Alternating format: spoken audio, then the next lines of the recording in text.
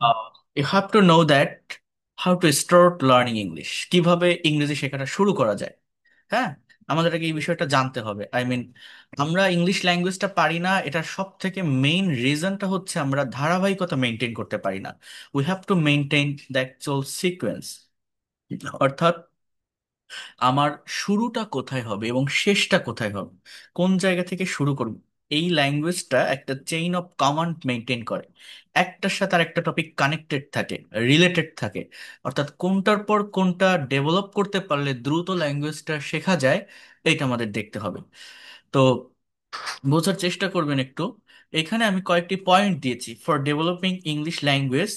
Basically we have to know about these 7 points. Firstly, sentence, sentence components. Components অর্থাৎ উপকরণ বা elements, একটা sentence বা বাক্যের ভিতরে কি কি থাকে।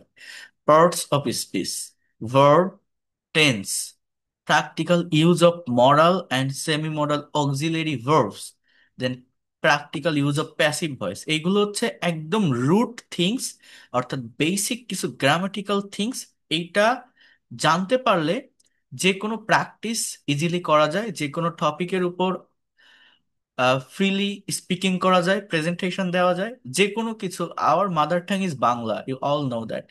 সো প্রাইমারি লেভেলে আপনি কোনো কিছু ইংলিশে লিখতে গেলে বা বলতে গেলে ব্রেনে আগে বাংলাটা চলে আসবে। এটা সাইকোলজিক্যাল থিংস। দেন আমরা সেটাকে কনভার্ট করে সাজিয়ে গুছিয়ে ইংলিশে লেখার বা বলার চেষ্টা করি। বাট এই জায়গাটা থেকে ওভারকাম করতে হবে। বাংলায় ভাবলে হবে না, ডিরেক্টলি ইংলিশে ভাবতে হবে। বাট সেই পর্যন্ত পৌঁছাতে গেলে আমার মিনিমাম যে বেসিক গ্রামাটিক্যাল পার্ট গুলো দরকার, সেটা হচ্ছে এই যে পয়েন্ট আমি এখানে লিখেছি, 7টি পয়েন্ট, এটা আমাদেরকে জানতে হবে। ঠিক আছে? অর্থাৎ আপনি আহ, চায়নাতে থাকলেন, এখন আপনি যদি একটা চাইনিজ মুভি দেখেন, আপনি তাদের ভাষা বুঝবেন না। মান্দারিন যে ল্যাঙ্গুয়েজটা আছে, আপনি 10টা চাইনিজ মুভি দেখেন, আপনি মুভি দেখে তাদের অ্যাক্টিভিটিস, তাদের যে অ্যাকশন, সেটা থেকে বুঝতে পারছেন যে কি করতে যাচ্ছে, কি হচ্ছে। বাট ভাষা কিন্তু বোঝা যায় না লিসনিং করে, যতক্ষণ না পর্যন্ত ওইটাকে আপনি আপনার ওন মাদার টাং অর্থাৎ মাতৃভাষার সঙ্গে কানেক্ট করছেন, রিলেট করছেন। অর্থাৎ সেক্ষেত্রে ইংলিশ ল্যাঙ্গুয়েজটা আমাদের কাছে অনেক সহজ বা হয়ে যায়, কারণ আমরা ছোটবেলা থেকে মোটামুটি তো চর্চা করে আসি এবং একাডেমিক লাইফে বিভিন্ন জায়গায় ল্যাঙ্গুয়েজটা থাকে। বাট মেইন কথা হচ্ছে আমাদের জিটিএম মেথড ফলো করে ল্যাঙ্গুয়েজটা শেখানো হয়। গ্রামার ট্রান্সলেশন মেথড, একটা টার্গেট ল্যাঙ্গুয়েজকে ট্রান্সলেট করতে হবে। এই জন্য আমরা প্র্যাকটিক্যালি কমিউনিকেশনটা করতে পারি না। তো প্র্যাকটিক্যাল কমিউনিকেশনটাকে ডেভেলপ করতে হবে। সেটা কিভাবে করা যায়? সেটা করতে গেলে আগে আপনার মাতৃভাষা অর্থাৎ মাদার টাং এর সাথে কম্পেয়ার করতে হবে এই ল্যাঙ্গুয়েজটাকে। ঠিক আছে? তো সেই জায়গাটুকু ডেভেলপ করার জন্য, অর্থাৎ আপনার মাতৃভাষার সঙ্গে কম্পেয়ার করার জন্য আপনাকে এই 7টি পয়েন্ট সম্পর্কে আগে একটা কনসেপ্ট রাখতে হবে। এটা ভালোভাবে জানতে পারলে আমি আপনাকে ইংলিশ ল্যাঙ্গুয়েজটা ভালোভাবে বোঝাতে পারবো। অর্থাৎ নিজের ভাষা না জেনে আরেকটা ভাষা শেখা যাবে না, কারণ আমাদের ব্রেনে অলরেডি একটা ল্যাঙ্গুয়েজ ইনস্টল করা আছে, সেটা বাংলা। আপনি যখনই নতুন একটা ভাষা শিখতে যাবেন, এই ল্যাঙ্গুয়েজটি আপনাকে বাধা দিবে, ব্যারিয়ার হিসেবে কাজ করবে, আপনাকে আরেকটা ভাষা শিখতে দিবে না। এই জন্য এখান থেকে ওভারকাম করতে হবে। একদম হ্যাঁ, ছোট।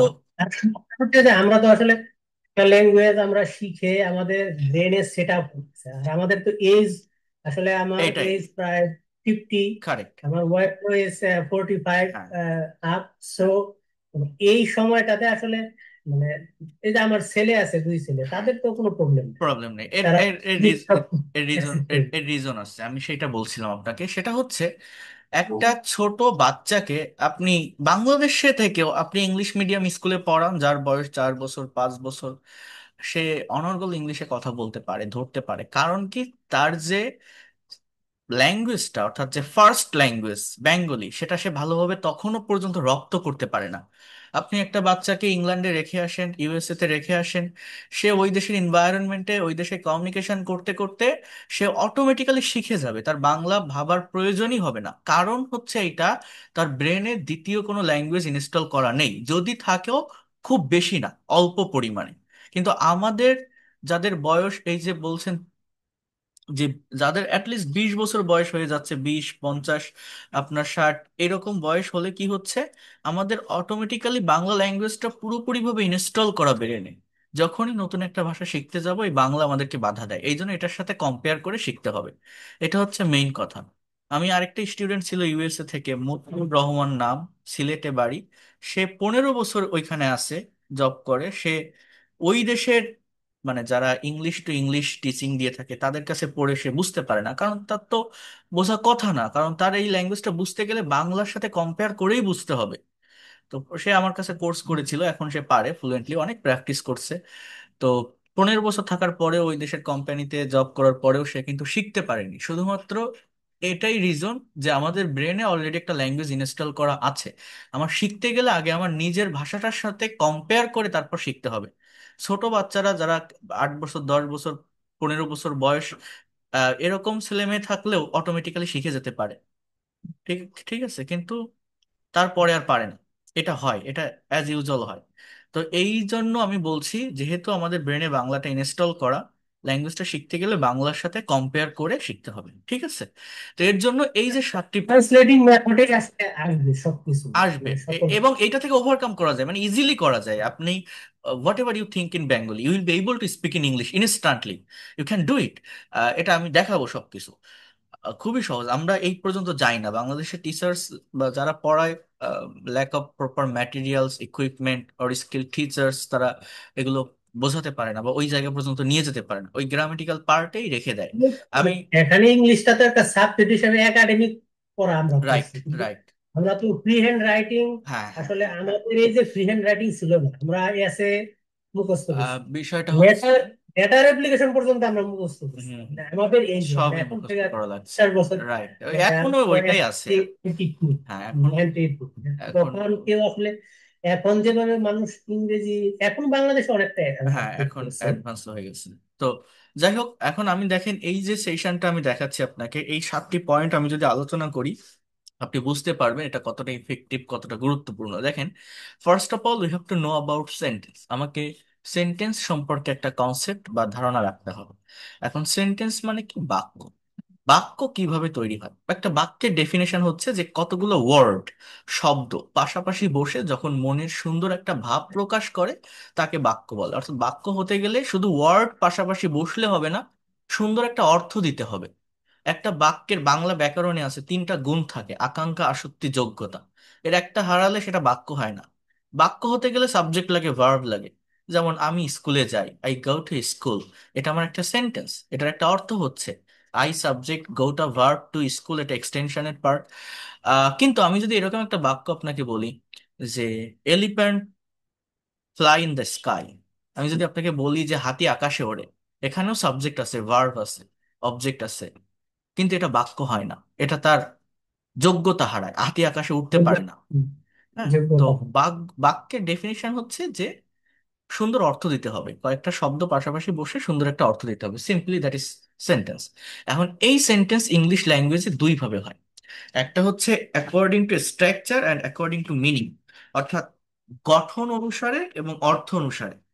অ্যাকর্ডিং টু মিনিং, অর্থ অনুসারে, MEANING। আরেকটা হচ্ছে গঠন অনুসারে, স্ট্রাকচার। অর্থাৎ অর্থ অনুসারে বাক্য আছে 5 প্রকার: assertive, interrogative, imperative, optative, exclamatory. আর গঠন অনুসারে আছে 3 প্রকার: সিম্পল, কমপ্লেক্স, কম্পাউন্ড। এগুলো জাস্ট এর ডেফিনিশনটা একটু জেনে রাখতে হবে, যে অ্যাসার্টিভ সেন্টেন্সের সেন্সটা কেমন, দেখতে কেমন, ইন্ট্রোগেটিভটা কেমন, ইম্পারেটিভটা কেমন, এটাই। জাস্ট এটুকু জানতে পারলেই হবে। সিম্পল সেন্টেন্সটা কেমন, একটা সাবজেক্ট একটা ভার্ব থাকে। কমপ্লেক্স সেন্টেন্স দুটো আলাদা সাবজেক্ট আলাদা ভার্ব থাকে, অর্থাৎ দুটো ক্লজ থাকে। ক্লজ মানে বাক্যাংশ, একটা মেইন ক্লজ, একটা সাবঅর্ডিনেট ক্লজ। আরেকটা আছে কম্পাউন্ড সেন্টেন্স, সেখানে দুটো ক্লজ থাকে, দুটোই প্রিন্সিপাল ক্লজ বা মেইন ক্লজ। তো জাস্ট এই যে কথাটুকু বললাম, এটা হচ্ছে আমাকে একটু জানতে হবে যে বাক্য টোটাল দুই ভাবে হয়, অর্থ অনুসারে 5 প্রকার আছে, গঠন অনুসারে 3 প্রকার, টোটাল 8 প্রকার সেন্টেন্স স্ট্রাকচার ইংলিশ ল্যাঙ্গুয়েজে থাকে। অর্থাৎ আপনি ইংলিশে যে কোনো একটা সেন্টেন্স লিখবেন বা বলবেন বা একটা স্টোরি পড়বেন, একটা প্যারাগ্রাফ, একটা বই পড়বেন, সেখানে যে বাক্যটাই দেখেন না কেন, এই 8 প্রকার স্ট্রাকচারের ভিতর একটা না একটা হবে। অর্থাৎ এই বাক্যের চেহারাটা যদি বোঝা যায়, ডেফিনিশনটা যদি চিনে রাখা যায়, তাহলে সুবিধাটা কি?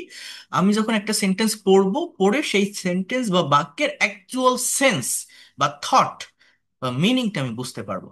অর্থাৎ আমি সেন্টেন্স ট্রান্সলেশন করব, একটা ইংলিশ বাক্য পড়লাম, আমি তার ভোকাবুলারি জানি না, ভোকাবুলারি ডিকশনারিতে সার্চ দিলাম, দিয়ে আমি অর্থটা বের করতে পারলাম। অর্থটা বের করতে পারলেই, শব্দের অর্থ বের করতে পারলেই কি সম্পূর্ণ সেন্টেন্স কি সেন্স দিচ্ছে, কোন ধরনের অর্থ দিচ্ছে, এটা বোঝা যায়? যায় না। এটা বুঝতে গেলে বাক্যের ডেফিনেশন বুঝতে হবে, অর্থাৎ সেন্টেন্সের টান, অর্থাৎ যেটা টোন, এটা কেমন, সে কিভাবে কথাটা বলছে, জোরে বলছে, আস্তে বলছে, বিস্ময় দিয়ে বলছে, ডিসক্রাইব করছে, নাকি কোশ্চেন তৈরি করছে, এটা বুঝতে গেলে আমার জাস্ট এই অর্থ অনুসারে যে সেন্টেন্স, গঠন অনুসারে যে সেন্টেন্স, তার ডেফিনেশনটা একটু জানতে হবে। না হলে শুধুমাত্র শব্দের অর্থ দিয়ে একটা বাক্যের যে ভাব, সেটা বোঝা যায় না। এই জন্য এটা জানতে হবে। 2 নম্বর পয়েন্ট হচ্ছে সেন্টেন্স কম্পোনেন্ট। অর্থাৎ আমি যখন একটা প্যাসেজ পড়বো ইংলিশে, যে সেন্টেন্স আমি দেখি সেটা দেখলে যেন বলতে পারি এটা অ্যাসার্টিভ, এটা ইন্টারোগেটিভ, এইটুকু ক্যাপাবিলিটি আমাকে গেইন করতে হবে। দেন সেন্টেন্স কম্পোনেন্ট, কম্পোনেন্ট মানে উপকরণ। অর্থাৎ একটা বাক্যের ভিতরে কি কি থাকে, একটা সাবজেক্ট থাকে, ভার্ব থাকে, অবজেক্ট থাকে, এই জিনিসগুলোকে চিনতে হবে, আমি দেখাবো। 3 নম্বর পয়েন্ট হচ্ছে পার্টস অফ স্পিচ। এই পার্টস অফ স্পিচ হচ্ছে একটা বাক্য যখন আমি তৈরি করছি, বাক্য মানেই এই সেন্টেন্স, আর ওই সেন্টেন্স মানেই হচ্ছে স্পিচ। স্পিচ মানে কথা, বক্তৃতা, আমি মুখ দিয়ে যা বলছি সেটাই আমার স্পিচ। অর্থাৎ একটা বাক্য তৈরি করতে গেলে শব্দের প্রয়োজন। ওই শব্দ, অর্থাৎ একটা সেন্টেন্সে ব্যবহৃত প্রত্যেকটা শব্দই হচ্ছে এক একটা পার্ট, স্পিচ এর পার্ট। পার্টস অফ স্পিচ মানে একটা বাক্য যখন আমি তৈরি করি, বাক্যে যে শব্দগুলো ব্যবহার করি, ওই শব্দগুলোর একটা নাম থাকে। ইংলিশ ল্যাঙ্গুয়েজে 8 প্রকার পার্টস অফ স্পিচ আছে, আমরা প্রত্যেকে এদের নাম জানি, বাট এদের প্র্যাকটিক্যাল ইউজটা আমরা বুঝি না। Noun, pronoun, adjective, verb, adverb, preposition, conjunction, interjection. আমি যদি এরকম একটা বাক্য লিখি যে he plays football on the field, সে মাঠে ফুটবল খেলে। He plays football on the field, এই যে বাক্যটা আমি লিখলাম, এই বাক্যের ভিতরে আমার যে শব্দগুলো আছে, এই শব্দগুলোর প্রত্যেকটারই একটা নাম আছে, প্রত্যেকটা শব্দের একটা নাম আছে। যেমন এই হি, এটা একটা প্রোনাউন। এই প্লেইজ, এটাকে বলা হয় একটা ভার্ব। এই ফুটবল, এটাকে বলা হয় একটা নাউন। এই অন, এটাকে বলা হয় একটা প্রিপোজিশন। প্রেপোজিশন। এই যে দা, এটাকে বলে অ্যাজেক্টিভ। এন দিকে আমরা আর্টিকেল বলি, but as a parts of speech সেটা অ্যাজেক্টিভ। এই ফিল্ড, এটা একটা নাউন। এই যে প্রত্যেকটা ওয়ার্ডের একটা নাম বললাম, এই নাম আইডেন্টিফাই করাটা শিখতে হবে। এই জিনিসটা যে পারে, যারা মনে করে আমি ইংলিশ গ্রামারে দুর্বল, আমার গ্রামার সম্পর্কে ভালো কনসেপ্ট নেই, গ্রামার শেখা উচিত, ইংলিশ গ্রামার হচ্ছে এই পার্টস অফ স্পিচ। এই পার্টস অফ স্পিচ সম্পর্কে যার কনসেপ্ট থাকে, সে হোল ইংলিশ গ্রামারটা জানে। আর এই পার্টস অফ স্পিচ হচ্ছে এই ইংলিশ ল্যাঙ্গুয়েজের একটা ভিত্তি বা ফাউন্ডেশন। অর্থাৎ এই পার্টস অফ স্পিচ শিখলে এটা বোঝা যায়, একটা বাক্য যখন তৈরি হচ্ছে, সেই বাক্যে কোন ওয়ার্ডের সাথে কোন ওয়ার্ড কানেক্টেড হচ্ছে, কোন ওয়ার্ডের সাথে কোন ওয়ার্ড রিলেটেড হচ্ছে, এটা বোঝা যায়। আর এটা বোঝা গেলে যে কোনো সেন্টেন্স বা বাক্যের অ্যাকচুয়াল অর্থ বের করা যায়। আর এই যে পার্টস অফ স্পিচ, এগুলো কখনো মুখস্থ করা যায় না। আবারও বলছি, মানে আপনি যে মুখস্থ করে রাখবেন এই শব্দগুলো নাউন, এই শব্দগুলো প্রোনাউন, এই শব্দগুলো ভার্ব, এরকম হয় না। এটা তার ডেফিনেশন এবং অবস্থান অনুযায়ী পরিবর্তন হয়। এই পরিবর্তনটা বুঝতে হবে। এই পরিবর্তনের ফলে সম্পূর্ণ সেন্টেন্সের অর্থের পরিবর্তন হয়ে যায়। Most of the people don't speak in English because they don't have clear concept about parts of speech. If they have proper concept about these parts of speech, he or she will be able to speak in English within very short time. এটা খুবই গুরুত্বপূর্ণ একটা topic. আবারও বলছি, English ল্যাঙ্গুয়েজের একটা foundation বা ভিত্তি, এটা আমাকে জানতে হবে। এইটা নিয়েই সমস্ত কাজ এই ভাষায়। এবার এটা মূলত কি আমি একটু বোঝাই বলি। আহ ইংলিশ ল্যাঙ্গুয়েজে টোটাল পার্টস অফ স্পিচ বলছি 8 প্রকার। Noun, pronouns, adjective, verb, adverb, preposition, conjunction, interjection. এই 8 প্রকার পার্টস অফ স্পিচ গুলো আপনি যখন যে বাক্যই লেখেন না কেন, প্রত্যেকটা বাক্যে ব্যবহৃত প্রত্যেকটা ওয়ার্ডের একটা না একটা নাম হবে এই 8 প্রকার পার্টস অফ স্পিচের ভিতর থেকে। এখন এটা পরিবর্তন হয়, পরিবর্তনটা কেমন? আমি যদি এরকম একটা বাক্য বলি, আচ্ছা,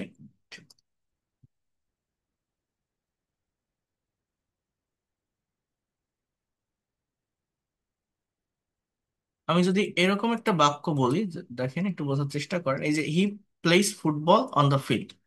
এখন আমি যদি এরকম একটা বাক্য বলি যে দিস ইজ আ ম্যাঙ্গো, এটা একটা আম।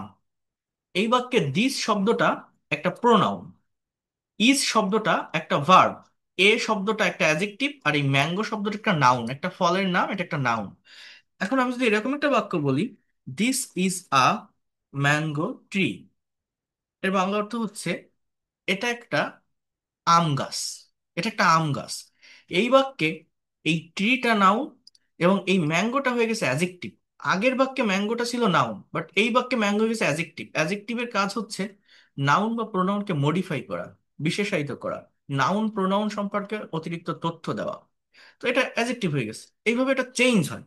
যেমন আমি যদি আপনাকে বলি টক মানে কি বলেন তো, আপনি বলবেন যে কথা বলা। আমি যদি বলি এটা কোন পার্টস অফ স্পিচ, আপনি বলবেন এটা ভার্ব। আমি যদি বলি গো মানে কি, আপনি বলবেন যাওয়া, এটা কোন পার্টস অফ স্পিচ, ভার্ব।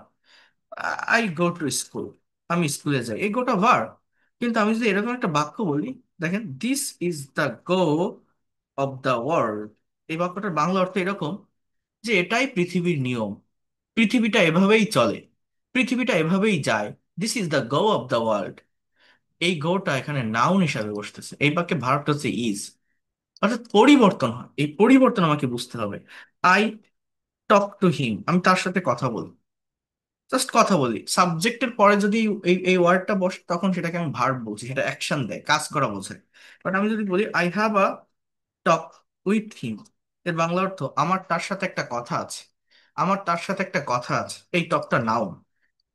এই পরিবর্তনটা একটু বুঝতে হবে। আরেকটা সেন্টেন্স বলি, মনে করেন ওয়াক, ওয়াক মানে আমরা জানি হাঁটা, এটা একটা ভার্ব।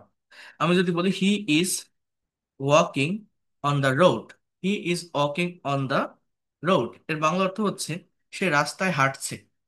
এখানে হিটা সাবজেক্ট, ইজটা অক্সিলারি ভার্ব, ওয়াকিংটা মেইন ভার্ব, এটা প্রেজেন্ট কন্টিনিউয়াস এর একটা sentence.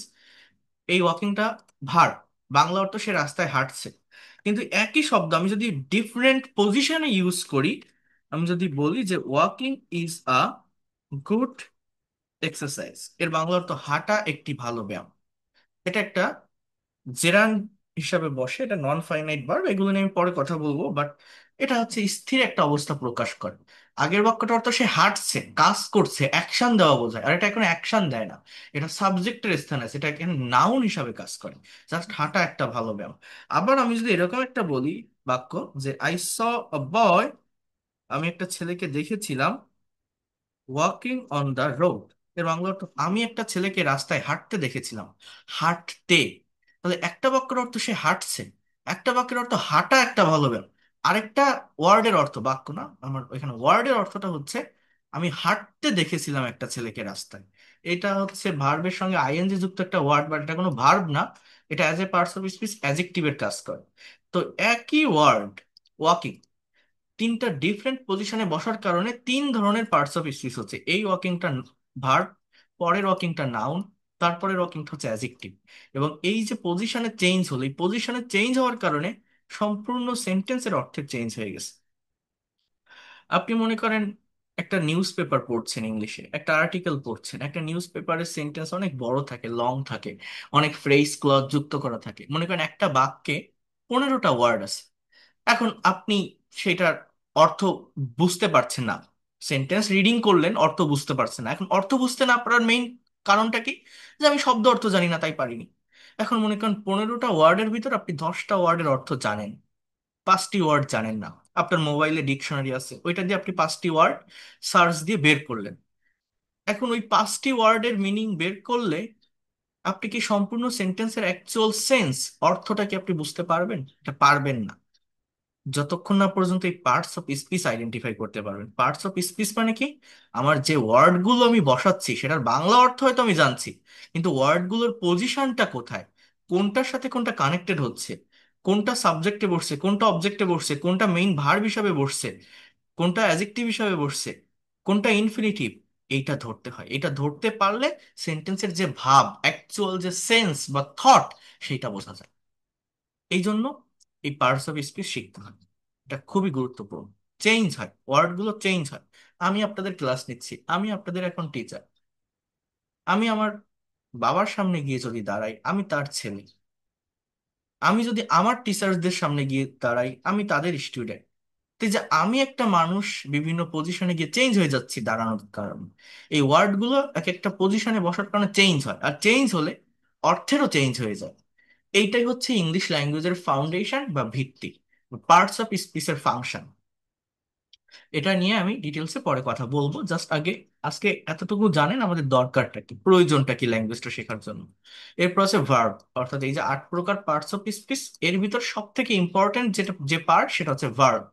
Verb is the heartbeat of English sentence. I mean without verb you will not be able to make any sentence. এরপর টেন্স। টেন্স হচ্ছে সময়ের পরিবর্তনের জন্য শিখতে হবে। Modal and semi modal auxiliary ভার্বের ব্যবহার জানতে হবে। এরপর হচ্ছে প্যাসিভ ভয়েসের ব্যবহার জানতে হবে। এগুলো কি আমি বলছি। ইংলিশ ল্যাঙ্গুয়েজে যে কোনো সেন্টেন্স বা বাক্য তৈরি করতে হলে একটা পার্টিকুলার স্ট্রাকচার মেনটেন করতে হয়। মনে রাখবেন, প্রায় 90% সেন্টেন্স তৈরির ক্ষেত্রে এই স্ট্রাকচারটি ব্যবহৃত হয়। For making any kinds of English sentence, first of all we need a subject. In the place of subject we have to use noun or pronoun. এই সাবজেক্টের জায়গায় আমাকে নাউন অথবা প্রোনাউন বসাতে হবে। এটা কি আমি বলছি। After that you have to put a verb. বাংলার সাথে ইংলিশের ডিফারেন্টটা এইখানে, বাংলা ল্যাঙ্গুয়েজে ভার্বটা অলওয়েজ লাস্টে থাকে, একদম শেষে থাকে। ইংলিশে ভার্ব সাবজেক্টের পরে থাকে। ইংলিশে ভার্ব সাবজেক্টের পরে থাকে। Then extension. এই এক্সটেনশনের জায়গাটাতে আপনার অবজেক্ট অথবা কমপ্লিমেন্ট অথবা অ্যাডভার্বিয়ালস এগুলো বসে। এগুলোকে বলা হয় সেন্টেন্স কম্পোনেন্ট। এই জিনিসটাকে আমি বুঝিয়ে দিচ্ছি, এইটা যদি আপনি বুঝতে পারেন, ল্যাঙ্গুয়েজটা ইজিলি কভার করতে পারবেন। এই যে স্ট্রাকচারটা লিখলাম, এই স্ট্রাকচারটা মেনটেন করেই ইংলিশ ল্যাঙ্গুয়েজের প্রায় 90% সেন্টেন্স গুলো তৈরি হয়। এইটা ছাড়া আরেকটা স্ট্রাকচার আছে, আমি এটা বুঝিয়ে দিচ্ছি জিনিসটা মূলত কি আমি বুঝিয়ে দিচ্ছি। এইটা ছাড়া আরেকটা স্ট্রাকচার আছে, সেটা হচ্ছে ইট অথবা there plus verb plus subject plus extension. এটা হচ্ছে মূলত আহ কোনো একটা জায়গায় কোনো কিছুর অবস্থান বা অস্তিত্ব বোঝাতে এটা ব্যবহৃত হয়। যেমন আমি যদি বলি মাঠে 3টা গরু আছে, এটার ইংলিশ কি? এখন অনেকে এইভাবে করে, মাঠ ইংরেজি ফিল্ড, তাহলে দা ফিল্ড। আছে ইংরেজি হ্যাভ অথবা হ্যাজ 3 খাও। মাঠে 3টা গরু আছে। এটার বাংলা অর্থ এরকম হয়, মাঠের 3টা গরু আছে। হ্যাভ বা হ্যাজ মানে আছে, কিন্তু হুম। কারো অধিকারে বা কারো মালিকানায় কোনো কিছু আছে এরকম বোঝায়। অর্থাৎ গরুগুলো তো মাঠের না, মাঠে আছে। মাঠ একটা প্লেস, দ্য ফিল্ড এটা একটা প্লেস। প্লেস মানে এটা একটা অ্যাডভার্ব। অ্যাডভার্ব কখনো সাবজেক্ট হতে পারে না, একটা বাক্যের সাবজেক্ট হয় ব্যক্তি বা বস্তু, নাউন বা প্রোনাউন। তো মাঠে 3টা গরু আছে, এটা ইংলিশে বলতে গেলে এইভাবে বলতে হয় যে দেয়ার আর 3 cows ইন দ্য ফিল্ড। এইভাবে বলতে হচ্ছে। তো এটা হচ্ছে এই ইট বা দেয়ার এর ব্যবহার, যে কোনো একটা জায়গায় কোনো কিছুর অবস্থান বা অস্তিত্ব বোঝাতে ব্যবহৃত হয়। তো এইটা বাদে মেইন যে স্ট্রাকচার সেটা হচ্ছে এটা। For making any kinds of English sentence, first of all you need a subject. এখন সাবজেক্ট মানে কি বোঝেন। একটা কথা যখন বলা হয়, একটা কাজ যখন করা হয়, কেউ তো একজন করবে, কেউ তো একজন বলবে। সেটা আমি হতে পারি, অর্থাৎ সাবজেক্ট আই হতে পারে, আপনি হতে পারেন, উই হতে পারে, সে হতে পারে, হি হতে পারে, তাই না?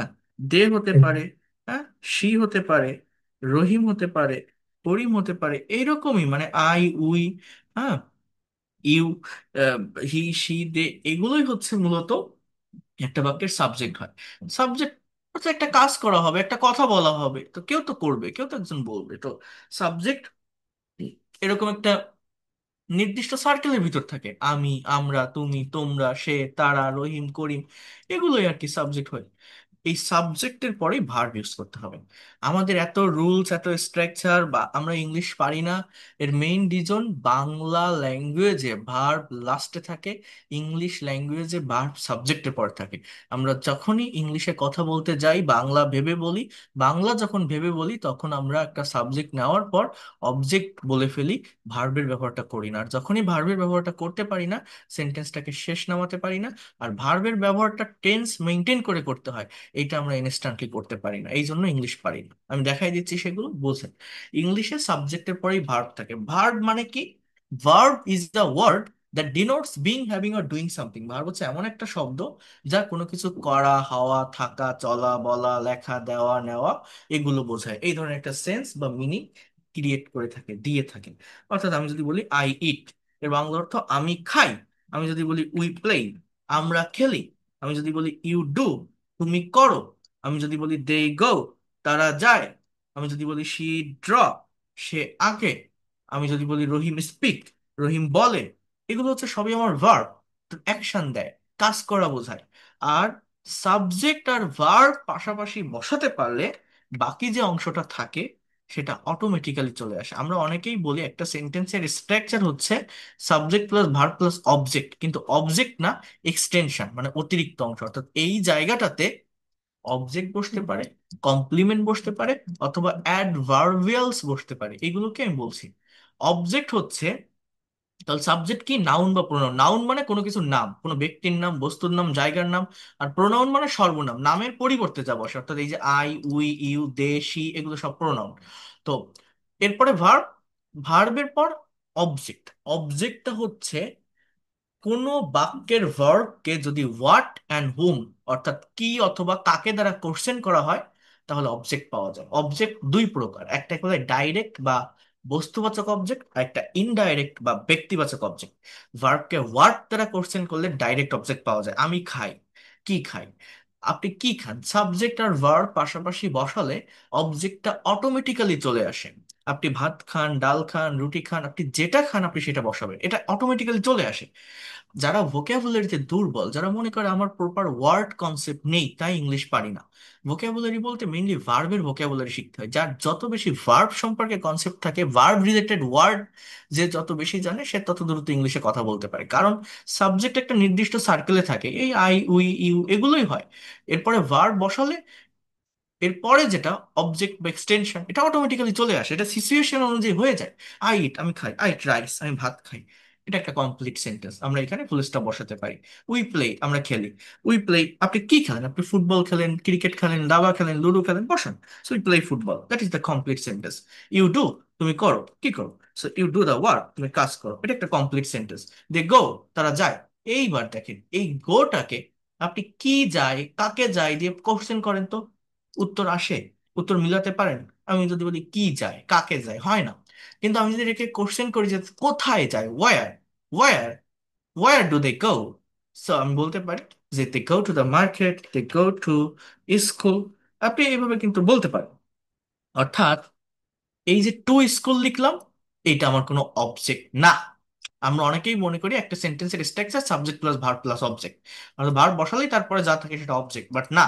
এটাকে বলা হয় অ্যাডভার্বিয়াল। এই যে লিখলাম না এখানে একটা ওয়ার্ড অ্যাডভার্বিয়াল, এটাকে বলা হয় অ্যাডভার্ব অফ প্লেস। মনে রাখবেন কোন বাক্যের ভার্বকে হোয়াট অথবা হুম, অর্থাৎ কি অথবা কাকে দ্বারা কোশ্চেন করলে অবজেক্ট পাওয়া যায়।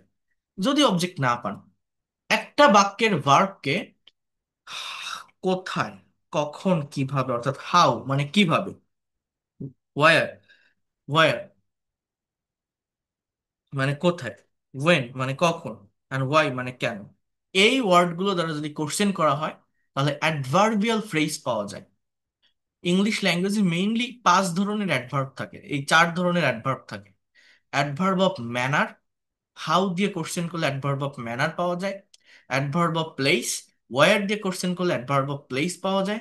অ্যাডভার্ব অফ টাইম, ওয়েন দিয়ে কোশ্চেন করলে পাওয়া যায়। কাকে কোশ্চেন করতে হবে? ভার্বকে। ওয়াই, এটা বলে অ্যাডভার্ব অফ রিজন, কারণ। ওয়াই দিয়ে কোশ্চেন করলে পাওয়া যায়। শি ড্রস, সে আঁকে, কি আঁকে? শি ড্রস আ পিকচার, সে একটা ছবি আঁকে। অর্থাৎ সাবজেক্ট আর ভার্ব পাশাপাশি বসাতে পারলে বাকি অংশটা অটোমেটিক্যালি চলে আসে। রহিম স্পিক্স, রহিম বলে, কি বলে? রহিম স্পিক্স ইংলিশ, রহিম ইংরেজি বলে। তাহলে বোঝার চেষ্টা করেন, এই যে বাক্যগুলো আমি লিখলাম এগুলো কিন্তু আমার সবই কমপ্লিট সেন্টেন্স। আমরা যখন ইংলিশে সেন্টেন্স তৈরি করি, স্পিকিং প্র্যাকটিস করি, আমরা সারা জীবন এরকম ছোট ছোট সেন্টেন্স তৈরি করতে অভ্যস্ত, ছোট ছোট সেন্টেন্স বলতে অভ্যস্ত। আমরা স্পিকিং করতে গেলে শর্ট কথায় থেমে যাই, শব্দ মুখে আসে না, আমাদের কথাগুলোকে আমরা বড় করতে পারি না, লং করতে পারি না, একটা সেন্টেন্স বা একটা বাক্যের ভিতরে এক্সট্রা ইনফরমেশন অ্যাড করতে পারি না। এটা কিভাবে করতে হয়? এটা করার সব থেকে ইফেক্টিভ একটা স্ট্র্যাটেজি বা টেকনিক হচ্ছে অ্যাডভার্বিয়ালস এর ব্যবহার করা। এটা ইংলিশ রাইটিং এর সব থেকে ইফেক্টিভ কৌশল, ফ্রি হ্যান্ড রাইটিং এর। যেমন এই যে আই ইট রাইস লিখলাম না, এই বাক্যটিকে আমি আরো বড় করব। কিভাবে করব? এই বাক্যের ভিতরে আমি আরো ইনফরমেশন আনবো। ভার্ব একটাই থাকবে, সাবজেক্ট একটাই থাকবে, জাস্ট আমার ইনফরমেশনটা আসবে। তখন এই ডাবল ইউএস ওয়ার্ড অর্থাৎ হাউ, হোয়ার, ওয়েন, হয় দিয়ে কোশ্চেন করতে হয়। যেমন আপনি ভাত খান, I eat rice. How do I eat rice? আমি কিভাবে ভাত খাই। আর how do you eat rice? আপনি কিভাবে ভাত খান। অর্থাৎ ভাত খাওয়ার টাইমে আপনার বিহেভিয়ারটা কেমন, আপনার ম্যানারটা কেমন, আপনার আচরণটা কেমন। এখন আমি যদি বলি I eat rice very slowly, আমি খুব ধীরে সুস্থে ভাত খাই, আমার দেখেন বাক্যটা কিন্তু একটু বড় হলো, আমার ফুল স্টপ ছিল রাইসে, সেখান থেকে আমার আরেকটু বড় হলো, আমি আরেকটু ইনফরমেশন নিয়ে আসলাম। এটাকে বলে adverb of manner, adverbial phrase. আমি খুব স্লোলি ভাত খাই, ধীরে সুস্থে ভাত খাই। Where do you eat rice? আপনি কোথায় ভাত খান? আপনি বলতে পারেন ইন মাই রুম, অথবা আমার বাড়িতে ভাত খাই, সো এখানে অ্যাট হোম। এটাকে বলে অ্যাডভার্ব অফ প্লেস। বাক্যটা আরো একটু বড় হলো। আপনি যদি বলেন when do you eat rice? আপনি যে ভাত খান কখন খান? আমি সন্ধ্যাবেলায় ভাত খাই, বা আমি বললাম আমি দিনে 3 বার ভাত খাই, so I can say 3 times a day. এগুলোকে কি বলা হয়? ফ্রেজ। সবই ফ্রেজাল ওয়ার্ড, মানে একগুচ্ছ ওয়ার্ড একসাথে বসতেছে, একটা অর্থ দিচ্ছে, সেখানে সাবজেক্ট ভার্ব থাকে না। 3 টাইমস আ ডে অর্থাৎ আমি আমার বাসায় খুবই ধীরে সুস্থে দিনে 3 বার ভাত খাই। আপনি যে ভাত খান, আপনি কেন ভাত খান? Why do you eat rice? আপনার ভাত খাওয়ার পিছনে কারণটা কি, রিজনটা কি? সো আই ক্যান সে আমার শরীরে শক্তি পাওয়ার জন্য ভাত খাই। টু গেট, গেট মানে কি? পাওয়া। টু গেট মানে পেতে, এটা বলে ইনফিনিটিভ, টু প্লাস বিয়ন। ডু মানে করা, টু ডু মানে করতে। রিড মানে পড়া, টু রিড মানে পড়তে। রাইট মানে লেখা, টু রাইট মানে লিখতে। So to get energy in my body, আমার শরীরে শক্তি পাওয়ার জন্য ভাত খাই। এটাকে বলা হয় adverb of reason. Why happen, কাজটা কেন করা হয়। তাহলে টোটাল বাক্যটা আমার ছিল কতটুকু? এই রাইস পর্যন্ত, এইখান থেকে এই যে বডি পর্যন্ত আনলাম কিভাবে? জাস্ট এই ওয়ার্ড গুলো, এই যে ডাব্লিউ এইচ ওয়ার্ড গুলো দ্বারা কোশ্চেন করে কাকে? এই ইটকে, ভার্বকে। তাহলে আই ইট রাইস, রাইসটা অবজেক্ট, আইটা সাবজেক্ট, ইটটা ভার্ব। ভেরি স্লোলি, এটাকে বলা হয় adverb of manner. At home, এটাকে বলা হয় adverb of place. 3 times a day, এটাকে বলা হয় adverb of time. To get energy in my body, এটাকে বলা হয় অ্যাডভার্ব অফ রিজন। এইভাবে অ্যাডভার্বিয়াল ফ্রেজের ব্যবহার করে যে কোনো শর্ট সেন্টেন্সকে লং সেন্টেন্সে পরিণত করা যায়, যে কোনো ছোট বাক্যকে বড় বাক্যে পরিণত করা যায়। স্পিকিং করতে গেলে, আমরা কথা বলতে গেলে থেমে যাই, যদি এই প্র্যাকটিসটা ভালোভাবে করা যায় তাহলে অনর্গল কথা বলা যায়, কথার ভিতরে অনেক ইনফরমেশন নেওয়া যায়। Even free hand writing develop করার জন্য এটা মোস্ট ইফেক্টিভ স্ট্র্যাটেজি।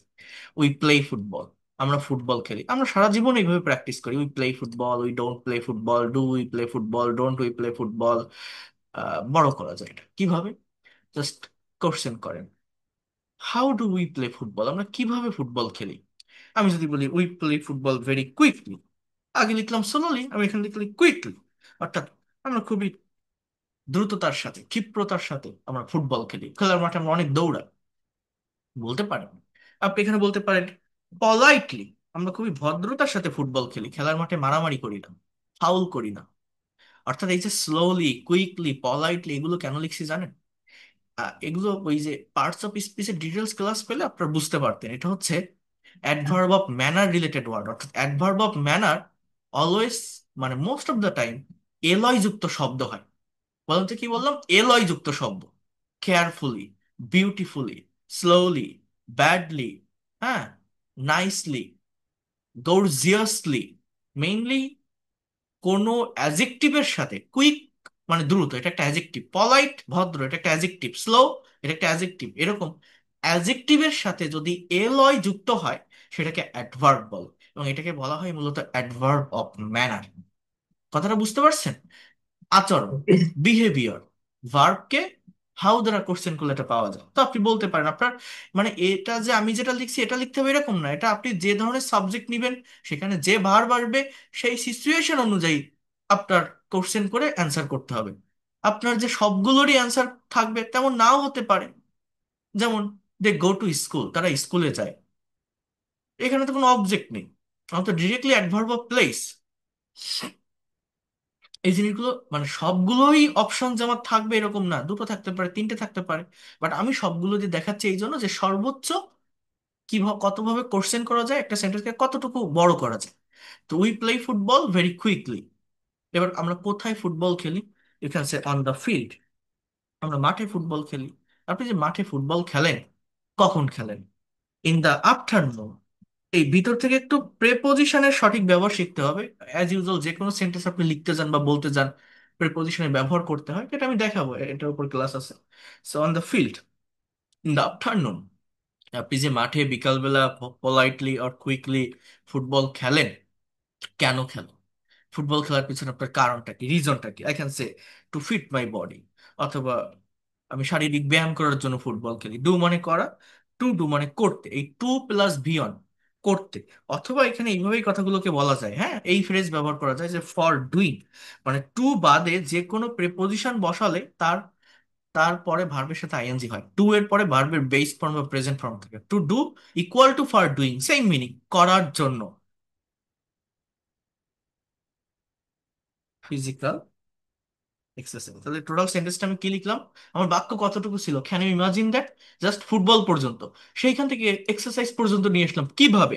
জাস্ট এই যে প্লে, এই যে ভার্বটাকে ডাবল ইউএস ওয়ার্ড দ্বারা কোশ্চেন করে। You play football very quickly, এটা adverb of manner. On the field, adverb of place. In the afternoon, adverb of time. Adverb of time to do or for doing physical exercise. Adverb of reason. In this way, by using adverbial phrase, by asking the question to the verb with how, where, when, and why, you will get so many information. You have to just put the information in the place of extension of a particular sentence. In this way, you can be able to make long English sentences from short sentence. You have to practice it. আপনি নিজে চারটা পাঁচটা sentence একবার একটু practice করে দেখবেন বাসায়। একবার এটা করতে পারলে এটা আর আপনি কখনো বলবেন না, এ হয়ে যাবে, পেরে যাবেন। অর্থাৎ আমি যদি আপনাকে এরকম একটা সেন্টেন্স বলি, মনে করেন হি ড্রাইভস আ কার, সে একটা গাড়ি চালায়। এই বাক্যটাকে আপনি বড় করেন তো। আমি যদি বলি how does he drive a car, সে কিভাবে গাড়ি চালায়, আমার উত্তর কি আসতে পারে? নাইসলি। নাইসলি, সুন্দরভাবে চালায়। বা আমি এটা বলে আরো অ্যাপ্রোপ্রিয়েট হয় যে কেয়ারফুলি, তাই না? হি drives a car very carefully. I can say that. Very carefully. He drives a car very carefully. এখন সে কোথায় গাড়ি চালায়? সে কোথায় গাড়ি চালায়? Where does he drive a car? তাহলে আমি বলতে পারি যে on the street, on the road. আমি বলতে পারি on the busy road, on the busy road. এটা আরো সুন্দর শোনালো, সে ব্যস্ত রাস্তায় গাড়ি চালায়। তাহলে এটাকে কি বলে? Adverb of place. ভেরি কেয়ারফুলিটা কি? Adverb of man. তাহলে সে যে কেয়ারফুলি ব্যস্ত রাস্তায় গাড়ি চালায়, সে কখন গাড়ি চালায়? When does he drive a car? তো he drives a car very carefully on the busy road in the evening.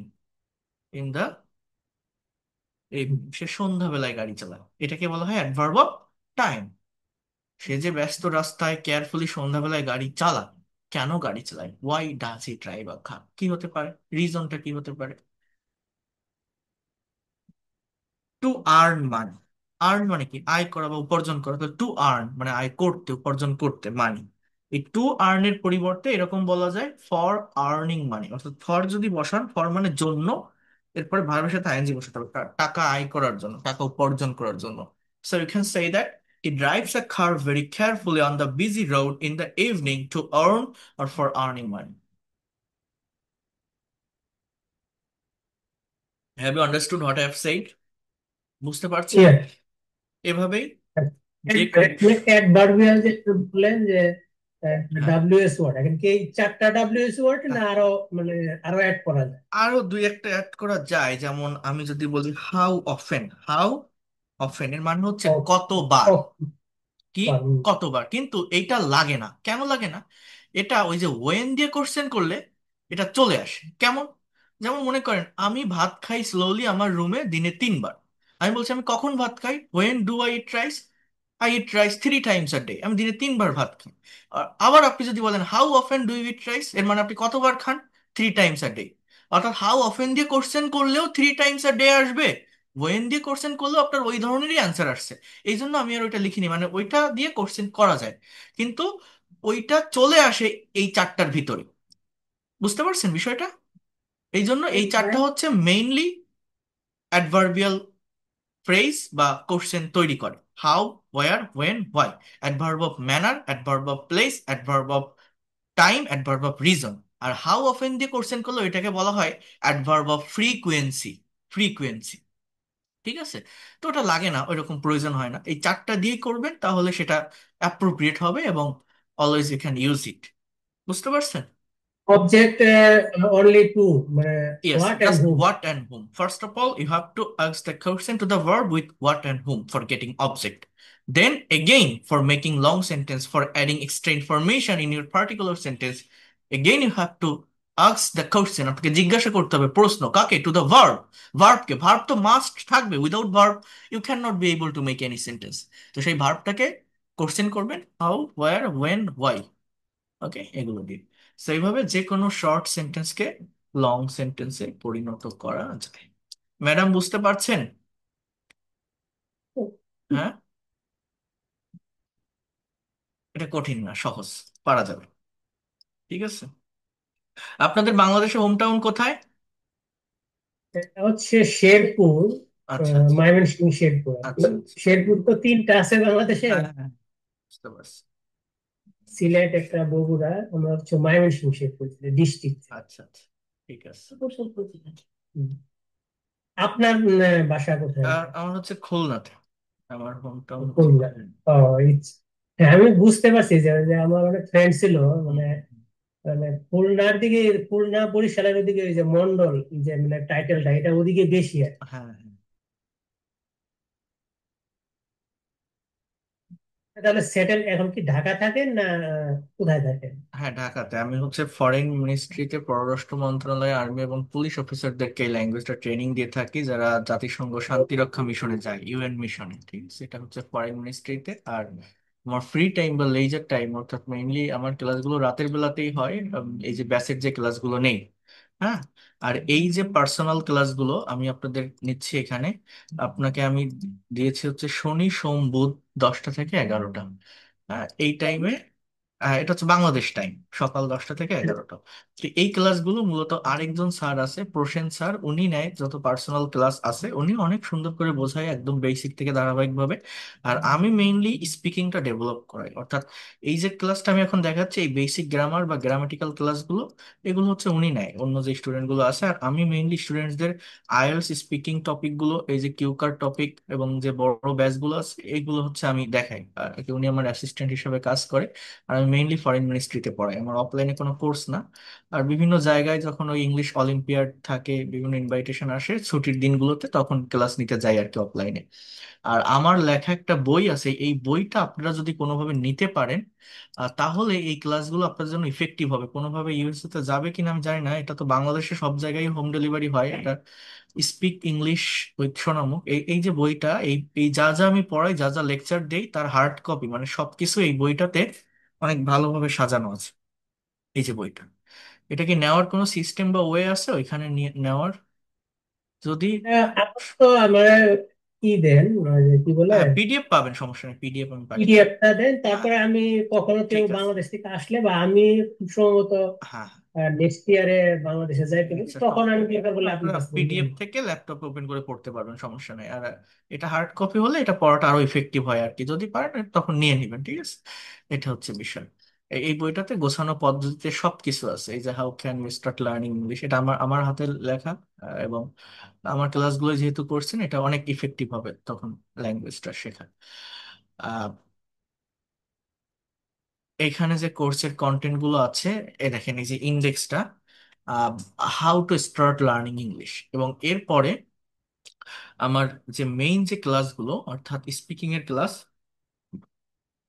এই যে চ্যাপ্টার 36, 100+ আইএলটিএস কিউ টপিকের উপর স্পিকিং, 100+ কনভারসেশন প্র্যাকটিস, এইগুলো যখন আমি আপনাদের করাবো, এটা মানে করতে পারবেন। আর দেখবেন কতটা সহজে, মানে আমরা যেটা গ্রামাটিক্যাল জানি, আমরা যেটা ট্রান্সলেট ওয়েতে চেষ্টা করি, ট্রান্সলেশন করে শিখি, এই সব বিষয়গুলোকে কিভাবে প্র্যাকটিক্যালি স্পিকিং এ অ্যাপ্লাই করা যায় আমি দেখাবো। এই যে এখন যেটা দেখাচ্ছি, এই বিষয়গুলো মূলত কি, এগুলো হচ্ছে সেন্টেন্সের ফরমেশন। একটা সেন্টেন্স কিভাবে অর্গানাইজড হয়, একটা সেন্টেন্স বা বাক্যের অ্যাকচুয়াল ফাংশনটা কি, সাবজেক্ট, সাবজেক্টের পরে ভার্ব, তারপরে যে অবজেক্ট, তারপরে যে অ্যাডভার্ব, এইগুলো আগে আমাকে একটু চিনতে হবে। এটা চিনতে পারলে তখন স্পিকিং বা রাইটিং অনেক ইজি হয়ে যাবে। বাট এইটাকে স্কিপ করে ওইখানে যাওয়া যায় না, তাহলে ওই ল্যাঙ্গুয়েজটা ভাষা ভাষা শেখা হয়ে যায়, প্রফেশনালি শেখা হয় না, তাই না? এই জন্য না, এটা আমরা একটু তো আসলে দেখতে অর্গানাইজ ভাবে তো আসলে শিখা হয় নাই হয় কখনো, নাই। সত্যি আর কথা আছে। আর এই যে জিনিসটা আমি আসলে তো দেখাচ্ছি। যারা ইংরেজিতে লেখাপড়া করেছে ওরা হয়তো বা কিছুটা হ্যাঁ, শিখছে, কিন্তু আমরা তো আসলে ইংরেজি যা সাবজেক্ট হিসাবে যা পড়ছি, ওই যে টিচাররা শুধু গ্রামার পড়াইছে, আমরা পাশের জন্য একটু পড়ছি, কিন্তু আমরা তো আসলে ওইভাবে অর্গানাইজ হইতে বা অনেক সময় আমরা ফাঁকি দিছি, হুম, মানে সবকিছু মানে ওইভাবে হয় নাই আর কি, সত্য কথা হ্যাঁ যেটা। সেটাই। তো এই জন্য এই জন্য আমরা ওই যে মানে মনে করি যে ইংলিশ পারবো, কিন্তু যখন আমরা ওই যে বলতে যাই বলতে তখন যাই, ওই যে হ্যাঁ, তখন স্টপ সমস্যা হয়ে হয়। এটাই হচ্ছে প্রবলেম। এখন আমি এই জিনিসটা আপনাকে আরো সুন্দর করে বুঝাই বলি, যেমন মনে করেন, তাহলে এইটা হচ্ছে আমি একটা ওয়ে দেখালাম, আগে এটা একটু মনে রাখেন যে একটা সেন্টেন্স কিভাবে লং হয়, কিভাবে বড় হয়, কিভাবে লম্বা করা যায়, ঠিক কিভাবে একটা বাক্যকে বড় করা যায়, ঠিক আছে? সেটা হচ্ছে অ্যাডভার্বিয়াল ফ্রেজের ব্যবহার করে। আরেকটা জিনিস একটু বলে রাখি, এখানে আমি আরেকটা ওয়ার্ড লিখছি কোথায়, এই যে কমপ্লিমেন্ট নামের একটা শব্দ লিখছি, এটা একটু দেখেন। এই এটা হচ্ছে সেন্টেন্সের স্ট্রাকচার, যে subject plus verb plus extension, এক্সটেনশনে অবজেক্ট, কমপ্লিমেন্ট অথবা অ্যাডভার্বিয়াল থাকে। তাহলে অবজেক্টটা হচ্ছে ভার্বকে কি বা কাকে দ্বারা প্রশ্ন করলে যে উত্তরটা পাওয়া যায় সেটা অবজেক্ট। Just wait. আর কমপ্লিমেন্টটা হচ্ছে, ও অ্যাডভার্বিয়ালসটা হচ্ছে হাউ, হোয়ার, হোয়েন, হোয়াই দিয়ে কোশ্চেন করলে যেটা পাওয়া যায় সেটা অ্যাডভার্বিয়াল। আর কমপ্লিমেন্টটা হচ্ছে পরিপূরক। কমপ্লিমেন্টের বাংলা অর্থ হচ্ছে পরিপূরক। পরিপূরক মানে একটা বাক্যের সাবজেক্টে যে ব্যক্তি বা বস্তুটা থাকে, ওই এক্সটেনশনেও সেই ব্যক্তি বা বস্তুটাকে নিয়ে কথা বলা হয়, এবং ওই বাক্যগুলো এরকম ভাবে কোশ্চেন করে করে বড় করা যায় না। অর্থাৎ জাস্ট ছোট ছোট সেন্টেন্স, মেইনলি অ্যাম, ইজ, আর, কথাটা বলছেন, এই যে অ্যাম, ইজ, আর, ওয়াজ, ওয়ার, এই ভার্বগুলো যদি কোনো বাক্যে মেইন ভার্ব হিসাবে বসে, জাস্ট এই 5টা ভার্ব, কোনো বাক্যে এগুলোকে বি ভার্ব বলে, যদি মেইন ভার্ব হিসাবে বসে, সেইটাকে কমপ্লিমেন্ট যুক্ত সেন্টেন্স বলে। জাস্ট এতটুকু মনে রাখবেন। যেমন হি ইজ আ ফার্মার, সে একজন কৃষক, অর্থাৎ এই বাক্যে যে লোকটা হি, সেই লোকটাই ফার্মার, যে লোকটা ফার্মার, সেই লোকটাই হি, এইটাকে বলা হয় কমপ্লিমেন্ট। এখন আমি তো ইটকে প্রশ্ন করছি যে সে ভাত খায়, সে কখন খায়, কিভাবে খায়, কি দিয়ে খায়, কেন খায়, কিন্তু ইসকে কি প্রশ্ন করা যায়? আপনি ইসকে কি, কাকে, কেন, কখন দিয়ে কোশ্চেন করে কোনো কিছু পাবেন? পাবেন না। বুঝে দেখেন, পাওয়া যায় না তো, করছেন বা কি করবেন? তো এই জন্য এই বাক্যটা ওইখানেই ফুল স্টপ, ওই ফার্মারের পরেই ফুল স্টপ। এগুলো কিন্তু আর ওইভাবে বড় করা যায় না। বড় করা যায় কোনগুলো? যেগুলোতে প্রিন্সিপাল ভার্ব গুলো থাকে, মেইন ভার্ব, ফাইনাইট ভার্ব গুলো থাকে। বুঝতে পারছেন কথাটা? যেগুলোর একটা প্রপার অর্থ আছে। কিন্তু এই ইসকে কি কোশ্চেন করা যায়? হোয়াট, হুম, হাউ, হোয়ার, কোন উত্তর আসবে? তো সে একজন কৃষক, হি ইজ এ ফার্মার। তাহলে আমি যদি বলি শি ইজ হ্যাপি, সে হয় সুখী। যে লোকটা সি, সেই লোকটাই হ্যাপি, যে হ্যাপি সেই সি হ্যাপি। মানে মানে এই কমপ্লিমেন্ট হচ্ছে দুই প্রকার, একটাকে বলে নাউন কমপ্লিমেন্ট, একটা অ্যাডজেক্টিভ কমপ্লিমেন্ট। ওই ফার্মারটা নাউন, হ্যাপিটা অ্যাডজেক্টিভ। মানে কমপ্লিমেন্ট মানে পরিপূরক, এমন কোন সেন্টেন্স যে সেন্টেন্সে সাবজেক্টে যে লোকটা থাকবে, অবজেক্টেও সেই লোক বা সেই ব্যক্তিটাই থাকবে। সাবজেক্টে যে থাকবে, অবজেক্টও ঠিক তার সম্পর্কেই বলা হবে, সেই সেই সেই সেই বিষয়গুলোই থাকবে। দে আর প্লেয়ার্স, তারা হচ্ছে খেলোয়াড়। তাহলে যারা দে তারাই প্লেয়ার, যারা প্লেয়ার তারাই দে। এইটাকে কমপ্লিমেন্ট বলে। বুঝতে পারছেন? জাস্ট এই কনসেপ্টটুকু একটু নিয়ে রাখেন। কনসেপ্টটা কি? এই স্ট্রাকচারটা আমাকে একটু আগে জেনে রাখতে হবে। সাবজেক্ট, সাবজেক্টের জায়গায় নাউন প্রোনাউন, সেটা কি? এই যে আই উই ইউ, এরপর ভার্ব, এক্সটেনশন, এখানে অবজেক্ট, কমপ্লিমেন্ট অথবা অ্যাডভার্বিয়াল। কনসেপ্টটা ক্লিয়ার করতে পারলাম? কমপ্লিমেন্ট মানে কি কিরকম ওয়ার্ড থাকবে সেটা হচ্ছে কি, নাউন মানে, বা প্রোনাউন? হ্যাঁ মানে এমন কোন সেন্টেন্স, জাস্ট এটা মনে রাখেন, যে সেন্টেন্সের মেইন ভার্ব এই অ্যাম ইজ আর ওয়াজ আর, সেটাই কমপ্লিমেন্ট। এমন কোন সেন্টেন্স, যে সেন্টেন্স বা বাক্যে আমি বলি না যে আই এম আ টিচার, আপনি বলছেন যে I am Chaitanya Pal. So এই যে আই অ্যাম চৈতন্য পাল, যে আই সেই চৈতন্য পাল, যে চৈতন্য পাল সেই আই, যে আই সেই টিচার, যে টিচার সেই আই। মানে এই যে অ্যামটা আমার এখানে ভার্ব। ভার্ব কোনটা? অ্যাম। এছাড়া আর কোনো ভার্ব আছে? না। তো এই অ্যাম ইজ আর ওয়াজ আর যে বাক্যগুলোতে মেইন ভার্ব, সেটাকে কমপ্লিমেন্ট বল। সেটাই হচ্ছে কমপ্লিমেন্ট যুক্ত সেন্টেন্স। হুম, ঠিক আছে? এই আর কিছু না। বি ভার্বটা মেইন ভার্ব হিসেবে যখন বসে, দ্যাট ইজ কল্ড কমপ্লিমেন্ট।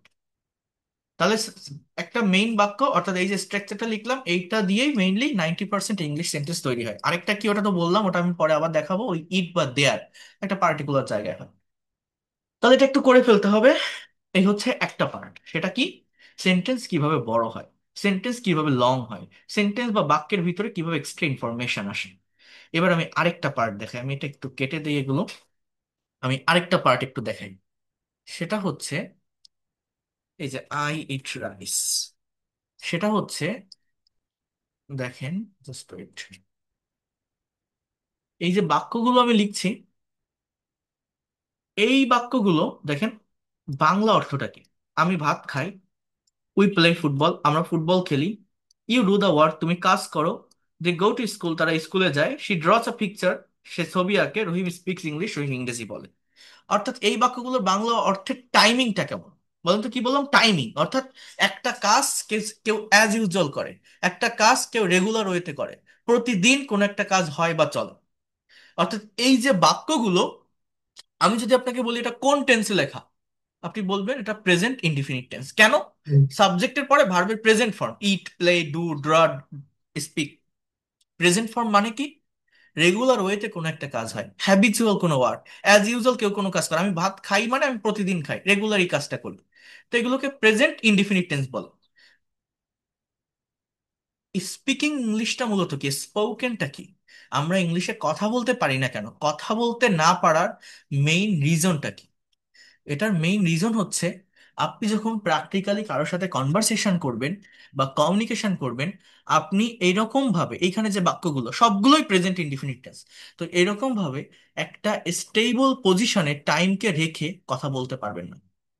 আপনি যখন কথা বলবেন, আপনার সময়ের পরিবর্তন করতে হয়। when you are going to make a conversation or communication with someone or foreigner, you cannot speak English on a stable position. You have to change your sense. You have to change your time or thought. How can you do it? You can do it by changing the formation of verb according to correct structure of tense. For example, যে বিষয়টা আমি বুঝাই বলি, এখানে প্রত্যেকটা বাক্যের অর্থ হচ্ছে অ্যাজ ইউজুয়াল কেউ কোনো কাজ করে, আমি ভাত খাই, আমরা ফুটবল খেলি, তুমি কাজ করো, সে গাড়ি চালায়। কিন্তু যখন আপনি কারোর সাথে কনভারসেশন করেন, এই একটা টাইমের উপর ভিত্তি করে কথা বলা যায় না। মনে করেন এ এবং বি দুটো মানুষ, এরা মনে করেন দুইজন হাজবেন্ড ওয়াইফ। এখন এ বাইরে থেকে বাসায় আসছে, বি বাসায় আছে। এ এসে বি কে জিজ্ঞাসা করছে, তুমি কি রাতে ভাত খেয়েছো? ইংলিশটা কি হবে? বলতে পারবেন? তুমি কি রাতে ভাত খেয়েছো, এ বি কে বলছে, এটা ইংলিশে কি হবে? ইউ ইট রাইস এই বাক্যটার ইংলিশটা হচ্ছে হচ্ছে। Have you eaten rice. এটাকে প্রেজেন্ট পারফেক্ট টেন্স বল। ডু ইউ ইট রাইস মানে তুমি কি ভাত খাও। হ্যাঁ, so have you eaten rice at night, এই বাক্যটার বাংলা হচ্ছে তুমি কি রাতে ভাত খেয়েছো, have you eaten rice at night. করেছি, গিয়েছি, থেকেছি, খেয়েছি, পড়েছি, নিয়েছি, এগুলো সবই প্রেজেন্ট পারফেক্ট টেন্সের স্ট্রাকচার। অর্থাৎ কোন একটা কাজ হয়ে গেছে, খুব বেশিক্ষণ আগে হয়নি, রিসেন্টলি হয়েছে। মনে করেন বি সন্ধ্যাবেলায় ভাত খেয়েছে, এ আসছে রাত 8টা বা 9টার দিকে, এসে জিজ্ঞাসা করছে তুমি খেয়েছো, সে বলছে হ্যাঁ আমি খেয়েছি, এটাকে বলে প্রেজেন্ট পারফেক্ট টেন্স। আমি যদি বলি তুমি খেয়েছিলে, তো সেটা পাস্ট ইনডিফিনিট টেন্স হয়। তুমি কি খাবে, সেটা ফিউচার হয়। এ যদি এসে বলে তুমি কি এখন ভাত খাবে, will you eat rice, will you eat rice now, এটা ফিউচার হয়। সেরকম ভাবে আপনি যখন কারোর সাথে কথা বলবেন, আপনি কিন্তু ওই আই ইট রাইস দিয়ে বলতে পারবেন না, আপনাকে সময়ের পরিবর্তন করতে হবে। তো এ বলছে have you eaten rice at night, B বলছে I have not eaten rice, অর্থাৎ আমি ভাত খাইনি, I have not eaten rice. এবার মনে করেন এ এই কথা বলতে বলতে রান্নাঘরে চলে গেছে, এ বি কে কথাটা জিজ্ঞাসা করতে করতে রান্নাঘরে চলে গেছে। তো বি উত্তর দিচ্ছে আমি ভাত খাইনি। তা তুমি কি এখন ভাত খাইতেছো, মানে তুমি কি এখন ভাত খাচ্ছো, তুমি কি এখন ভাত খাইতেছো। অর্থাৎ বি একে আবার কোশ্চেন করছে এইভাবে যে are you eating rice now, এটা কোন tense, present continuous. Are you eating rice now, B বলছে একে are you eating rice now, তুমি কি এখন ভাত খাচ্ছো। এখন এ বলছে আমি সকালে খেয়েছিলাম, এখন আর ভাত খাবো না। এ বলছে আই, দেখেন আমি সকালে খেয়েছিলাম, এটা পাস্ট টেন্স। পাস্ট টেন্সে করতে গেলে I ate rice in the morning, বলছে I ate rice in the morning, I will I will not eat rice, I will not eat rice now, আমি এখন ভাত খাবো না। I ate rice in the morning, I will not eat rice now, আমি এখন ভাত খাবো না। I ate rice in the morning, আমি সকালে ভাত খেয়েছিলাম, I will not eat rice now, আমি এখন খাবো না। এতটুকুই থাকলো। মনে করেন এই দুইজনের ভিতরে একটা স্যাম্পল কনভারসেশন আমি তৈরি করলাম। এই কনভারসেশনটাতে প্রত্যেকটা সেন্টেন্স আমি কিন্তু একটা কমন ভার্ব ব্যবহার করছি, সেটা হচ্ছে ইট। ইট মানে কি, খাওয়া। ইট মানে কি, খাওয়া। কিন্তু এই কনভারসেশনের ভিতরে যখন এই ইট ভার্বটাকে ব্যবহার করছি, খাওয়া শব্দটাকে ব্যবহার করছি, আমি কোনো জায়গায় দেখেন ইট লিখিনি। কোথাও লিখছি EATEN ইটেন, কোথাও লিখছি EATING ইটিং, কোথাও লিখছি ATE8, কোথাও লিখছি উইল নট ইট বা উইল ইট। জাস্ট ইট কোথাও লিখছি দেখেন তো, লিখিনি। কিন্তু আমরা জানি কি ইট মানে খাওয়া। কিন্তু সেইটাকে যখন আমি স্পিকিং এ নিয়ে আসলাম, যখন আমি কনভারসেশন করলাম, তখন আমাকে বলতে হচ্ছে eaten, eating, ate, will eat or will not. আমরা ইংলিশে কথা বলতে পারি না জাস্ট এই একটা জায়গার কারণে, সেটা হচ্ছে আমি বাংলায় যে কথাটা ভাবছি, আমার মনে যে কথাটা আসছে, আমি যখন কারোর সাথে কনভারসেশন বা কমিউনিকেশন করছি, সেই টাইম অনুযায়ী, কনভারসেশনের সময় সেই টাইম অনুযায়ী যে টাইমে কথা বলতে যাচ্ছি, ভার্বের ফর্মটাকে আমরা পুট করতে পারি না, ভার্বের ফর্মটাকে সঠিক টেন্স ধরে আমরা বসাতে পারি না। এটা না বসাতে পারার কারণেই সেন্টেন্স তৈরি করতে গেলে, লিখতে গেলে বা বলতে গেলে আমাদের ভুল হয়। এই যে ইট, এই ভার্বের টোটাল, একটা ভার্বের 5টা ফর্ম থাকে, আমাদের বইগুলোতে 3টা ফর্ম দেওয়া থাকে, এটাকে কনজুগেশন অফ ভার্ব বলে। এটা প্রেজেন্ট ফর্ম, এর past form eight, past participle eaten, present participle হচ্ছে ইটিং। থার্ড পার্সন একটা ফর্ম আছে, অর্থাৎ প্রেজেন্ট ইনডিফিনিট টেন্সের subject third person singular number হলে ইটস, এটা হয়। অর্থাৎ এই ইটিং আর ইটস এগুলো টেন্সের সাথে সাথে হয়ে যায়, এই জন্য ওটা থাকে না। তো মেইনলি ইট, এইট, ইটেন, এরকম 3টা ফর্ম, এরকম প্রত্যেকটা ভার্বেরই ফর্ম আছে। Most of the students don't know about this conjugation of verb. For that reason, they don't speak English or they cannot speak English. এই ভার্বের ফর্ম জানতে হবে ইংলিশে। অর্থাৎ স্পোকেন ইংলিশটা হচ্ছে মূলত এটা। ইংলিশে আমরা কথা বলতে পারি না জাস্ট এই একটা জায়গায়, কারণ সেটা হচ্ছে ইংলিশ ল্যাঙ্গুয়েজের টেন্স 3 প্রকার: প্রেজেন্ট, পাস্ট, ফিউচার। এই প্রত্যেকটা টেন্সের আবার 4টা করে পার্ট আছে, ক্লাসিফিকেশন আছে। অর্থাৎ indefinite, continuous, perfect, perfect continuous. অর্থাৎ টোটাল টেন্সের স্ট্রাকচার হচ্ছে 3 এ 4 এ 12টা, টোটাল 12টা।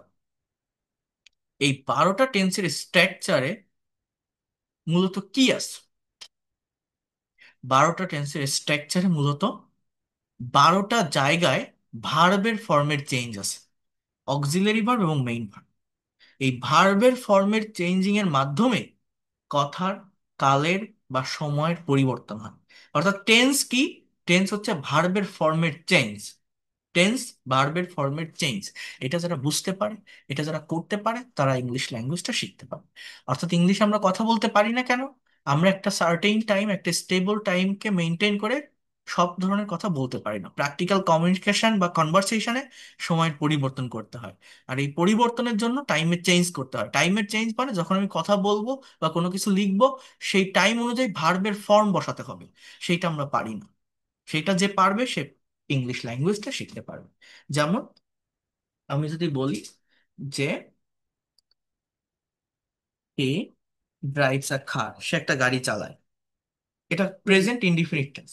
এই ড্রাইভের পরিবর্তে আমি যদি বলি হি ড্রোভ এ কার, এর বাংলা তো সে একটা গাড়ি চালিয়েছিল। সাবজেক্ট কিন্তু হি, অবজেক্ট কিন্তু এ কার।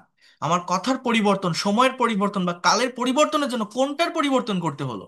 ভার্বের ফর্মের। এখন আমি যদি আপনাকে বলি সে একটা গাড়ি চালিয়েছিল, বলেন তো ইংলিশ কি? আপনি যদি না জানেন যে ড্রাইভের পাস্ট ফর্ম ড্রোভ, আপনি ওই কথাটাকে হুম, ইংলিশে বলতে পারবেন না। কোনোভাবে ওয়াজ, ডিড এগুলো দিয়ে বলা যায় না। প্রিন্সিপাল ভার্ব বা মেইন ভার্বের পাস্ট ফর্ম ব্যবহার করতে হয়। তাহলে টেন্স শেখার আগে আমাকে জানতে হবে ভার্বের ফর্ম। আমরা অনেকেই টেন্স শিখি, আমরা বলি যে subject plus V two plus object, এটাকে ভার্ব, এটাকে পাস্ট ইনডিফিনিট টেন্স বলে। বাংলা ক্রিয়াপদের শেষে ল বা লাম থাকলে তাকে পাস্ট টেন্স বলে। বাট ওই ভি টু জিনিসটা কি? একটা ভার্বের পাস্ট ফর্ম কি? আপনি হয়তো 10টা, 20টা, 50টা ভার্বের পাস্ট ফর্ম জানতে পারেন, বাট শত শত ভার্ব আছে যার পাস্ট, পাস্ট পার্টিসিপল ফর্ম আপনি জানেন না। এটা না জানার কারণে আমরা যখন ওই টাইম মেনটেন করে কথা বলতে যাই, ওই ধরনের একটা ভার্ব ব্যবহার করতে যাই, আমরা পারি না। তো হি ড্রোভ হুম। এ কার, সে ঠিক একটা করতে পারি না। হ্যাঁ, সে একটা গাড়ি চালিয়েছিল। He will drive a car, সে একটা গাড়ি চালাবে। He is driving a car, সে একটা গাড়ি চালাচ্ছে। হি ওয়াজ ড্রাইভিং আ কার, সে একটা গাড়ি চালাচ্ছিল। He will be driving a car, সে একটা গাড়ি চালাতে থাকবে। হি হ্যাজ হুম, ড্রিভেন এ কার, সে একটা গাড়ি চালিয়েছে। আমার এখানে টোটাল 7টা টেন্স লেখা হয়ে গেছে। সাবজেক্ট হি, অবজেক্ট এ কার, পরিবর্তনটা কোথায়? ভার্বে। আমি যখনই বলছি হি ড্রাইভস এ কার, সে একটা গাড়ি চালায়। হি ড্রোভ এ কার, সে একটা গাড়ি চালিয়েছিল। উইল ড্রাইভ আ কার, সে একটা গাড়ি চালাবে। He is driving a car, সে একটা গাড়ি চালাচ্ছে। হি ওয়াজ ড্রাইভিং আ কার, সে একটা গাড়ি চালাচ্ছিল। He will be driving a car, সে একটা গাড়ি চালাতে থাকবে। হি হ্যাজ ড্রিভেন এ কার, সে একটা গাড়ি চালিয়েছে। এখানে যদি বলি হ্যাড ড্রিভেন, তাহলে পাস্ট পারফেক্ট হয়, will have driven. Future perfect হয়, has been driving. Present perfect continuous হয়, এবং টাইমের চেঞ্জ হয়। তো সবগুলো টেন্স লাগে না। ইংলিশ ল্যাঙ্গুয়েজে 12টা টেন্সের ভিতর 6 থেকে 7টি টেন্স আছে যেগুলো অ্যাক্টিভ, অর্থাৎ প্র্যাকটিক্যাল কনভার্সেশন বা কমিউনিকেশনের প্রয়োজন হয়। বাকি যেগুলো আছে ওগুলো অতটা অ্যাক্টিভ না।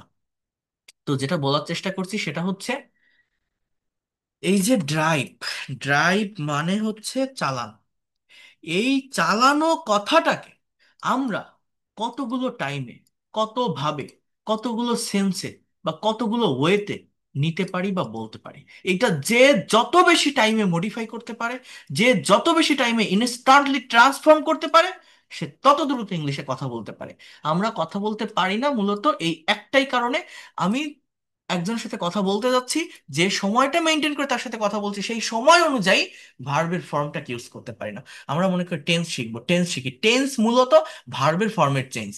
এক একটা টেন্সের স্ট্রাকচারে এক এক ধরনের ভার্বের ফর্ম বসে কথার, কালের বা সময়ের পরিবর্তন হয়। আমি কি বোঝাতে পারছি আপনাদের বিষয়টা কি? এটা আমাদের শিখতে হবে। এখন এখানে আরেকটা কথা আছে, সেটা হচ্ছে টেন্সের স্ট্রাকচার আছে সর্বোচ্চ 12টা। মানে একটা হুম, পার্টিকুলার ভার্বকে সর্বোচ্চ 12 ভাবে আপনি ডিফাইন করতে পারবেন, সংজ্ঞায়িত করতে পারবেন, 12টা টাইমে ট্রান্সফর্ম করতে পারবেন। বাট এই 12টা টেন্স মনের সম্পূর্ণ ভাব বা হোল সেন্স প্রকাশ করার জন্য যথেষ্ট নয়। আপনার মনের সম্পূর্ণ ভাব পারফেক্টলি প্রকাশ করার জন্য এই টেন্সের পাশাপাশি মডাল এবং সেমি মডাল ভার্বের ব্যবহার শিখতে হয়। এরা হচ্ছে অক্সিলারি ভার্ব, অর্থাৎ এদের পরে একটা মেইন ভার্ব থাকে। এরা আলাদা ক্যাটাগরির একটা সেন্টেন্স তৈরি করে। অর্থাৎ এরা মূলত পসিবিলিটি, অ্যাবিলিটি, প্রবাবিলিটি, অব্লিগেশন, অর্থাৎ আদেশ, উপদেশ, নির্দেশ, সম্ভাবনা, সামর্থ্য, এগুলো প্রকাশ করে, যেটা টেন্স দিয়ে সম্ভব না। আমি যদি আপনাকে বলি যে সে গাড়ি চালাতো, ইংলিশ কি বলেন তো? সে গাড়ি চালাইতো। হি ড্রোভ এ কারের বাংলা অর্থ হচ্ছে সে গাড়ি চালিয়েছিল। সে গাড়ি চালায়নি, চালিয়েছিল। আমি ভাত খেয়েছিলাম, খাইনি। কিন্তু আমি যদি বলতাম, আমি এরকম একটা কথা বলতাম যে আমি ভাত খেতাম, এখন আর খাই না। আগে ভাত খেতাম, আমি এখন ভাত খাওয়া বন্ধ দিয়ে দিছি। আমি আগে খেতাম, এখন আমি অন্য কিছু খাই। সো এই যে খেতাম, খেয়েছিলাম বলছি না, খেতাম, সে গাড়ি চালাইতো, হুম, তখন টেন্স দিয়ে বলা হুম, যায় না।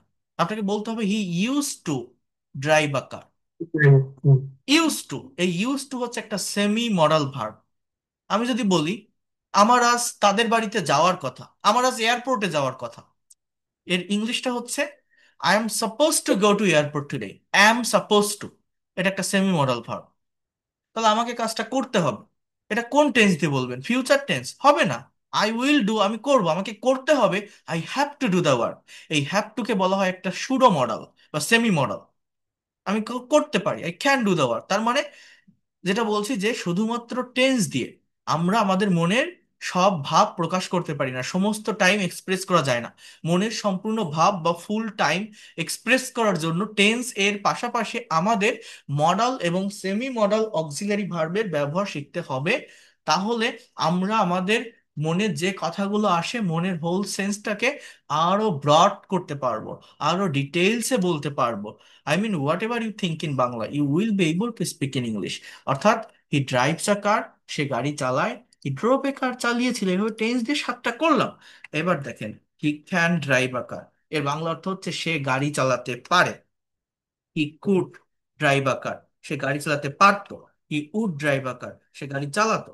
হি use to drive a car, সে গাড়ি চালাতে অভ্যস্ত ছিল। He should drive a car, তার গাড়ি চালানো উচিত। He must drive a car, সে অবশ্যই গাড়ি চালাবে। He needs to drive a car, তার গাড়ি চালানো দরকার। He dares to drive a car, সে গাড়ি চালানোর সাহস সাহস করে। He is to drive a car, তাকে গাড়ি চালাতে হয়। হি ওয়াজ টু ড্রাইভ আ কার, তাকে গাড়ি চালাতে হতো। He has to drive a car, তাকে গাড়ি চালাতে হবে।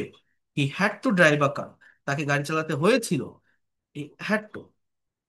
হি is suppose to drive a car, তার গাড়ি চালানোর কথা। He is going to drive a car, সে গাড়ি চালাতে যাচ্ছে। অর্থাৎ বিষয়টা কি?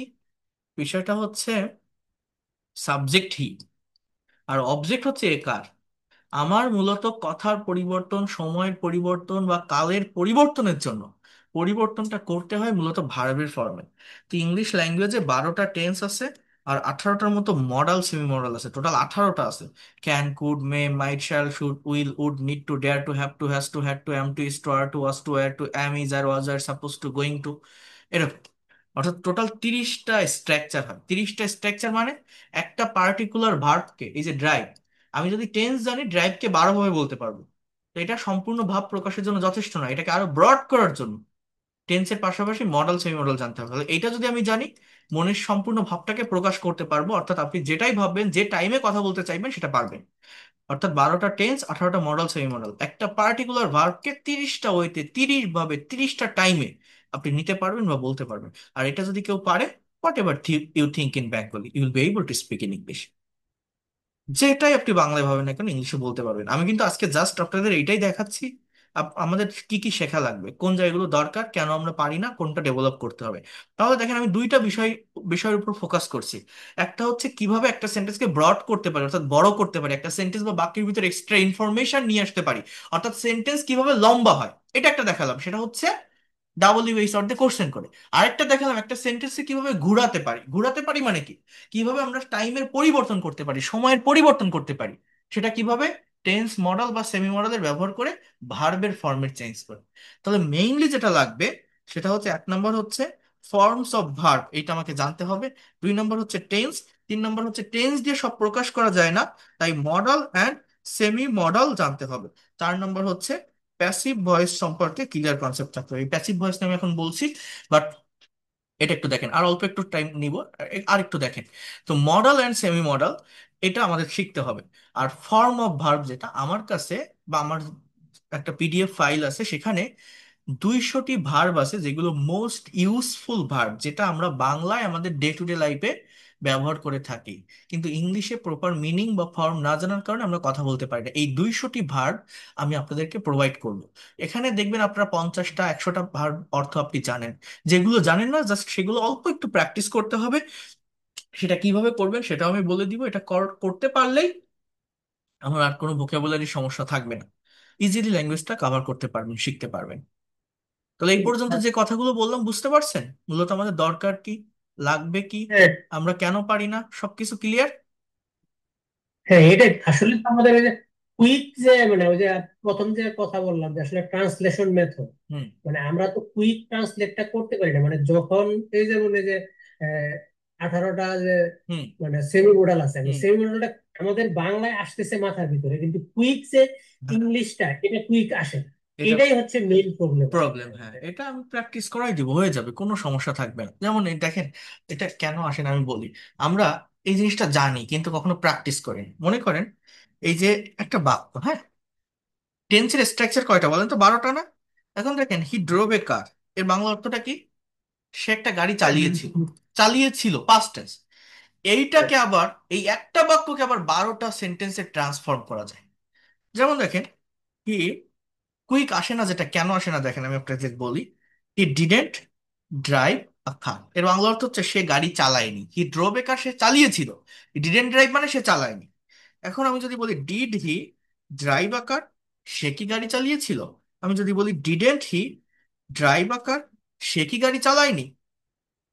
নেগেটিভ করলাম, ইন্ট্রোগেটিভ করলাম, নেগেটিভ ইন্ট্রোগেটিভ করলাম। এবার আমি ডাবল ইভিএস ওয়ার্ড অ্যাড করবো, মনে করেন ওয়ার। এবার আমি বললাম where did he drive a car, এর বাংলা তো সে কোথায় গাড়ি চালিয়েছিল। আমি যদি বলি ওয়েন, আমি যদি বলি ওয়াই, আমি যদি বলি হাউ। এবার দেখেন, where did he drive a car মানে কি? সে কোথায় গাড়ি চালিয়েছিল। When did he drive a car, সে কখন গাড়ি চালিয়েছিল। Why did he drive a car, সে কেন গাড়ি চালিয়েছিল। How did he drive a car, সে কিভাবে গাড়ি চালিয়েছিল। আবার আমি যদি বলি যে where didn't he, D I D N T, where didn't he drive a car, সে কোথায় গাড়ি চালায়নি। বাংলা অর্থটা, সে কোথায় গাড়ি চালায়নি। হ্যাঁ, ওয়েন, ওয়াই অ্যান্ড হাউ, আপনার সিচুয়েশন অনুযায়ী যে ডাব্লিউ এইচ ওয়ার্ড প্রয়োজন আপনি লিখবেন। So when didn't he drive a car, সে কখন গাড়ি চালায়নি। Why didn't he drive a car, সে কেন গাড়ি চালায়নি। How didn't he drive a car, সে কিভাবে গাড়ি চালায়নি। অর্থাৎ এই একটা সেন্টেন্সকে দেখেন, হি ড্রোভ এ কার, আমি আবার 12টা সেন্টেন্সে ট্রান্সফর্ম করলাম। এখন এই ট্রান্সফরমেশনটা সবাই বোঝে, হয়তো সবাই বোঝে। আচ্ছা, এটা এর আগের গুলোর সাথে হয়ে গেছে, তো যাই হোক। তো এটা এটা টোটাল 12টা হয়েছে। তো এই ট্রান্সফরমেশনটা সবাই বোঝে, কিন্তু এটা প্র্যাকটিস করে না। কেমন প্র্যাকটিস করে না? আমি যদি এখন ইনস্ট্যান্টলি আপনাকে একটা সেন্টেন্স বলি যে আপনি কি গতকাল বাজারে গিয়েছিলেন, বলেন তো ইংলিশ কি? আপনি কি গতকাল বাজারে গিয়েছিলেন, ইংলিশ কি? Did you go to market yesterday? Yes, তাহলে এই যে বাক্যটা আপনি বললেন, did you go to market yesterday, এটা কোন জায়গা থেকে আসছে? এই যে দেখেন সেন্টেন্সটা, did he drive a car, সে কি গাড়ি চালিয়েছিল। তাহলে আমি বলছি আপনি কি বাজারে গিয়েছিলেন। Did you go, did you go, আপনি কি গিয়েছিলেন। এখন আমি যদি আপনাকে বলি যে আপনি গতকাল কেন বইটা কেনেননি, কেন বইটা কিনে নিয়ে আসেননি। আপনি বইটা কেন ক্রয় করেননি, আপনি গতকাল কেন বইটা ক্রয় করেননি, ইংলিশ কি হবে? আপনি বইটা কেন ক্রয় করেননি, ইংলিশ কি হবে? Why didn't you buy the book, why didn't you by the book. তাহলে এইটা এখানে কিসের ভিতর আসে, কোন স্ট্রাকচারের ভিতরে ওইটা বলা যায়? এ দেখেন, why didn't why he drive didn't a he car, drive a car? সে কেন গাড়ি চালায়নি। তাহলে ওয়াই ডিডেন্ট ইউ বাই দ্য বুক, তুমি কেন বইটা কেননি। তাহলে আমি যদি বলি সে কেন গাড়ি চালায় না, why doesn't he drive a car, সে কেন গাড়ি চালাবে না। Why won't he drive a car, অর্থাৎ will he not drive a car, সে কেন গাড়িটা চালাচ্ছে না। Why isn't he driving a car, সে কেন গাড়ি চালাচ্ছিল না। Why wasn't he driving a car, সে কেন গাড়িটা চালাতে থাকবে না। Why won't he be driving a car, সে কেন গাড়িটা চালায়নি। Why haven't, sorry, hasn't he driven এ কার। তাহলে দেখছেন, এই যে একটা বাক্যকে আমি টেন্সে ট্রান্সফার করছি, আবার একটা বাক্যকে, মানে একটা বাক্যের স্ট্রাকচার দেখে আমি ভার্বের চেঞ্জ করলে অবজেক্টেরও চেঞ্জ হয়ে যাচ্ছে, সেভাবেও সেন্টেন্স করছি। এই প্র্যাকটিসগুলো আমাদের করতে হবে। এটা যখন আপনি ইজিলি করতে পারবেন, তখন আপনি যে কোনো কিছু ভাবলেই ইনস্ট্যান্টলি নিতে পারবেন। এবং একইভাবে, এ তো টেন্সের, এই মডাল সেমি মডাল গুলোকেও ওই নেগেটিভ ইন্টারোগেটিভে ট্রান্সফার করতে হবে। যেমন আমি যদি বলি রহিমকে কি গতকাল লন্ডনে যেতে হয়েছিল, ইংলিশ বলতে পারবেন? রহিমকে কি গতকাল লন্ডনে যেতে হয়েছিল, এটা ইংলিশ কি হবে? রহিমকে কি গতকাল লন্ডনে যেতে হয়েছিল। তে হয়েছিল দেখেন, was ওয়াজ ওয়াজ না, দেখেন এই হয়েছিল কথাটার ইংলিশ হচ্ছে হ্যাড। আমি যদি বলি রহিমকে লন্ডনে যেতে হয়েছিল, Rahim had to go to London. এখন রহিমকে কি লন্ডনে যেতে হয়েছিল, এখানে আবার ডিডের ব্যবহার হয়, যে ডিড রহিম, তারপর আবার হ্যাড আসে না, হ্যাভ হয়ে যাবে। Did Rahim have to go to London yesterday? Did Rahim have to go to London yesterday? তাহলে দেখছেন, আপনি বুঝতে পারছেন। কিন্তু ওই যে যখন একটা বাংলা আমি বলছি আপনি ইনস্ট্যান্টলি ইংলিশে নিতে পারছেন না, এটার মেইন রিজন ইংলিশ। আমরা এই প্র্যাকটিসটা নেই। তো এইটা আমি আপনাদেরকে করাই দিব। আপনারা কোর্স করছেন, আপনারা অ্যাডমিশন নিয়েছেন, আপনাদের জাস্ট এই জায়গাগুলোই ডেভেলপ করতে হবে। ঠিক আছে? তাহলে টাইমের পরিবর্তন আর ওয়ার্ডের ফাংশনটা তো দেখালাম যে সেন্টেন্স কিভাবে বড় হয়। আরেকটা জিনিস হচ্ছে প্যাসিভ ভয়েস, এটার উপর ডিটেলস একটা ক্লাস আছে, বাট এই প্যাসিভের গুরুত্ব কতটা এটা আমি আপনাদের একটু বলি। যেমন আহ আমি আপনাদের ক্লাস নিচ্ছি। এখন আমি ক্লাস নেওয়ার আগে একটা নোটিশ দিলাম যে আমি আপনাদের সকাল 10টায় ক্লাস নিব। I will take your class at 10 AM। আমি 10টায় আপনাদের ক্লাস নিব, I will take your class at 10 AM। এই নোটিশটা আমি আপনাদের দিলাম। যে এটা কোন টেন্স? ফিউচার ইনডিফিনিট, আমি ক্লাস নিব ফিউচার ইনডিফিনিট। এখন কথাটা এইভাবে না বলে এই যেটা বললাম, আমি যদি আরেকজনকে দিয়ে ক্লাস নেওয়া হয়, নোটিশটা এইভাবে দিলাম, আপনাদের আজকের ক্লাসটা সকাল 10টায় হবে, সকাল 10টায় নেওয়া হবে। এই বাক্যটা ইংরেজিতে কি হবে বলতে পারেন? বাক্যটা হচ্ছে আপনাদের আজকের ক্লাসটি সকাল 10টায় নেওয়া হবে, আমি নিব না বলে বলছি নেওয়া হবে। ইংলিশ কি হবে? Class will be taken. এটা হচ্ছে your class will be taken at 10 AM। এখন মনে করেন আমি আমি ক্লাস নিব, ক্লাসের লিঙ্ক দিতে লেট লেট হচ্ছে, আপনি কোশ্চেন করছেন যে আজকের ক্লাসটি কখন শুরু হবে। আমাদের আজকের ক্লাসটি কখন নেওয়া হবে, এটা ইংলিশ কি? আমাদের আজকের ক্লাসটি কখন নেওয়া হবে, এটার ইংলিশ কি? In the class, when will that start? দেখছেন হচ্ছে না, কেন হচ্ছে না জানেন? এটা প্যাসিভ। আমরা প্যাসিভের প্র্যাকটিস করি না। আমাদের আজকের ক্লাসটি কখন নেওয়া, দেখেন এটা খুবই কঠিন। ওয়েন, উইল, এরপর হচ্ছে our class, when will our class, এরপর হচ্ছে বি, এরপর হচ্ছে taken, be taken. Will be when will taken. Our class be taken, মানে উইল বি টেকেন না, when will our class be taken today. When will our Will have. Class be taken today, when will our class be taken today. এই যে বাক্যটা আমি লিখলাম, এই বাক্যটা কতজন ইনস্ট্যান্টলি বলতে পারে, কতজনের মুখে ইনস্ট্যান্টলি থাকে? থাকে না। এটা হচ্ছে ডিরেক্ট প্যাসিভের ব্যবহার, প্র্যাকটিক্যাল প্যাসিভের ব্যবহার। অর্থাৎ আই উইল টেক, আমি নিব, এটা হচ্ছে will plus V1, future indefinite টেন্সের অ্যাক্টিভের স্ট্রাকচার। আর your class will be taken, এটা হচ্ছে ফিউচার ইনডিফিনিটের প্যাসিভের ব্যবহার। অর্থাৎ এখানে প্যাসিভ কেন হচ্ছে, উইল বি প্লাস টেকেন কেন? সাবজেক্ট হচ্ছে ক্লাস।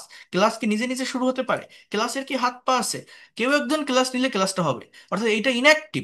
সাবজেক্ট যদি নিষ্ক্রিয় বা ইনঅ্যাক্টিভ থাকে তখন প্যাসিভের ফর্ম ব্যবহার করতে হবে। মানে আমাদের যে 12টা টেন্সের কথা বললাম, 18টা মডাল সেমি মডাল বললাম, 30টা স্ট্রাকচার, এই 30টারই একটা রিভার্স স্ট্রাকচার আছে, সেটা হচ্ছে প্যাসিভের।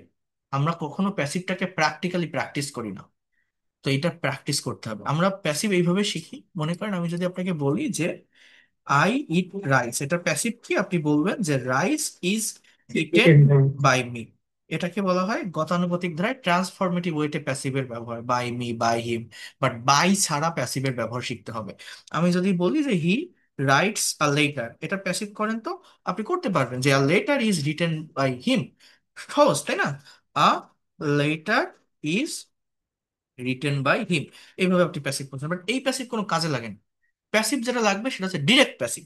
যেমন আপনি বাংলাদেশ থেকে আপনি লন্ডনে গেলেন। এখন আপনার কিছু মাছ কেনা দরকার, আপনি সুপার শপ থেকে মাছ না কিনে মাছের বাজার খুঁজতেছেন লন্ডন শহরে। তো ওই দেশের কাউকে আপনি জিজ্ঞাসা করছেন যে excuse me, could you please tell me, I need to buy some fish. আমার কিছু মাছ কেনা দরকার। Excuse me, could you please tell me, I need to buy some fish. So এই বাজারে কোথায় মাছ বিক্রি হয়? Could you please tell me, এই বাজারে কোথায় মাছ বিক্রি হয়? এটা ইংলিশ কি হবে বলতে পারেন? আপনার ফুল কেনা দরকার, ফুল মার্কেট খুঁজে পাচ্ছেন না। একজনের কাছে জিজ্ঞাসা করছেন একটা শহরে গিয়ে, এই বাজারে ফুল কোথায় বিক্রি হয়, আমাকে একটু বলতে পারবেন? আপনার দরকার কি? মাছ। আপনার দরকার কি? ফুল।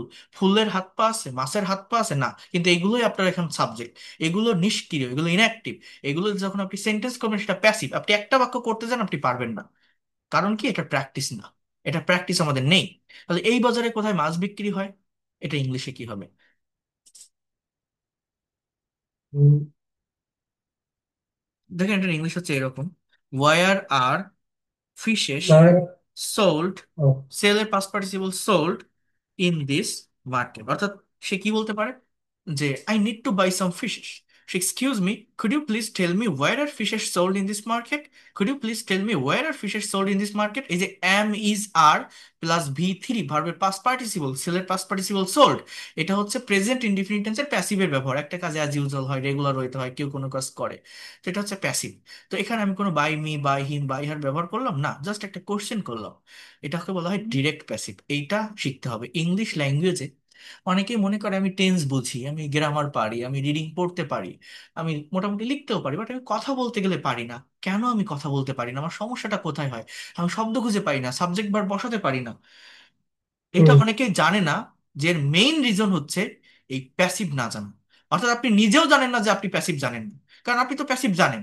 আপনি যে কোনো টিচারের কাছে পড়তে যান, একটা বই থেকে পড়েন, সব জায়গাতে প্যাসিভ ভয়েস আছে, বাট ওই ট্রান্সফরমেটিভ বইতে I eat rice, rice is eaten by me.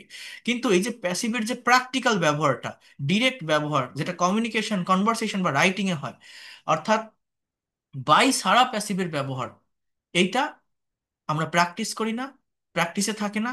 এটা না থাকার কারণে আমরা আমাদের ডে টু ডে লাইফের প্রচুর অনেক কথাবার্তা প্যাসিভ মেনটেন করে বাংলায় বলি, বাট আমরা ইংলিশে বলতে পারি না।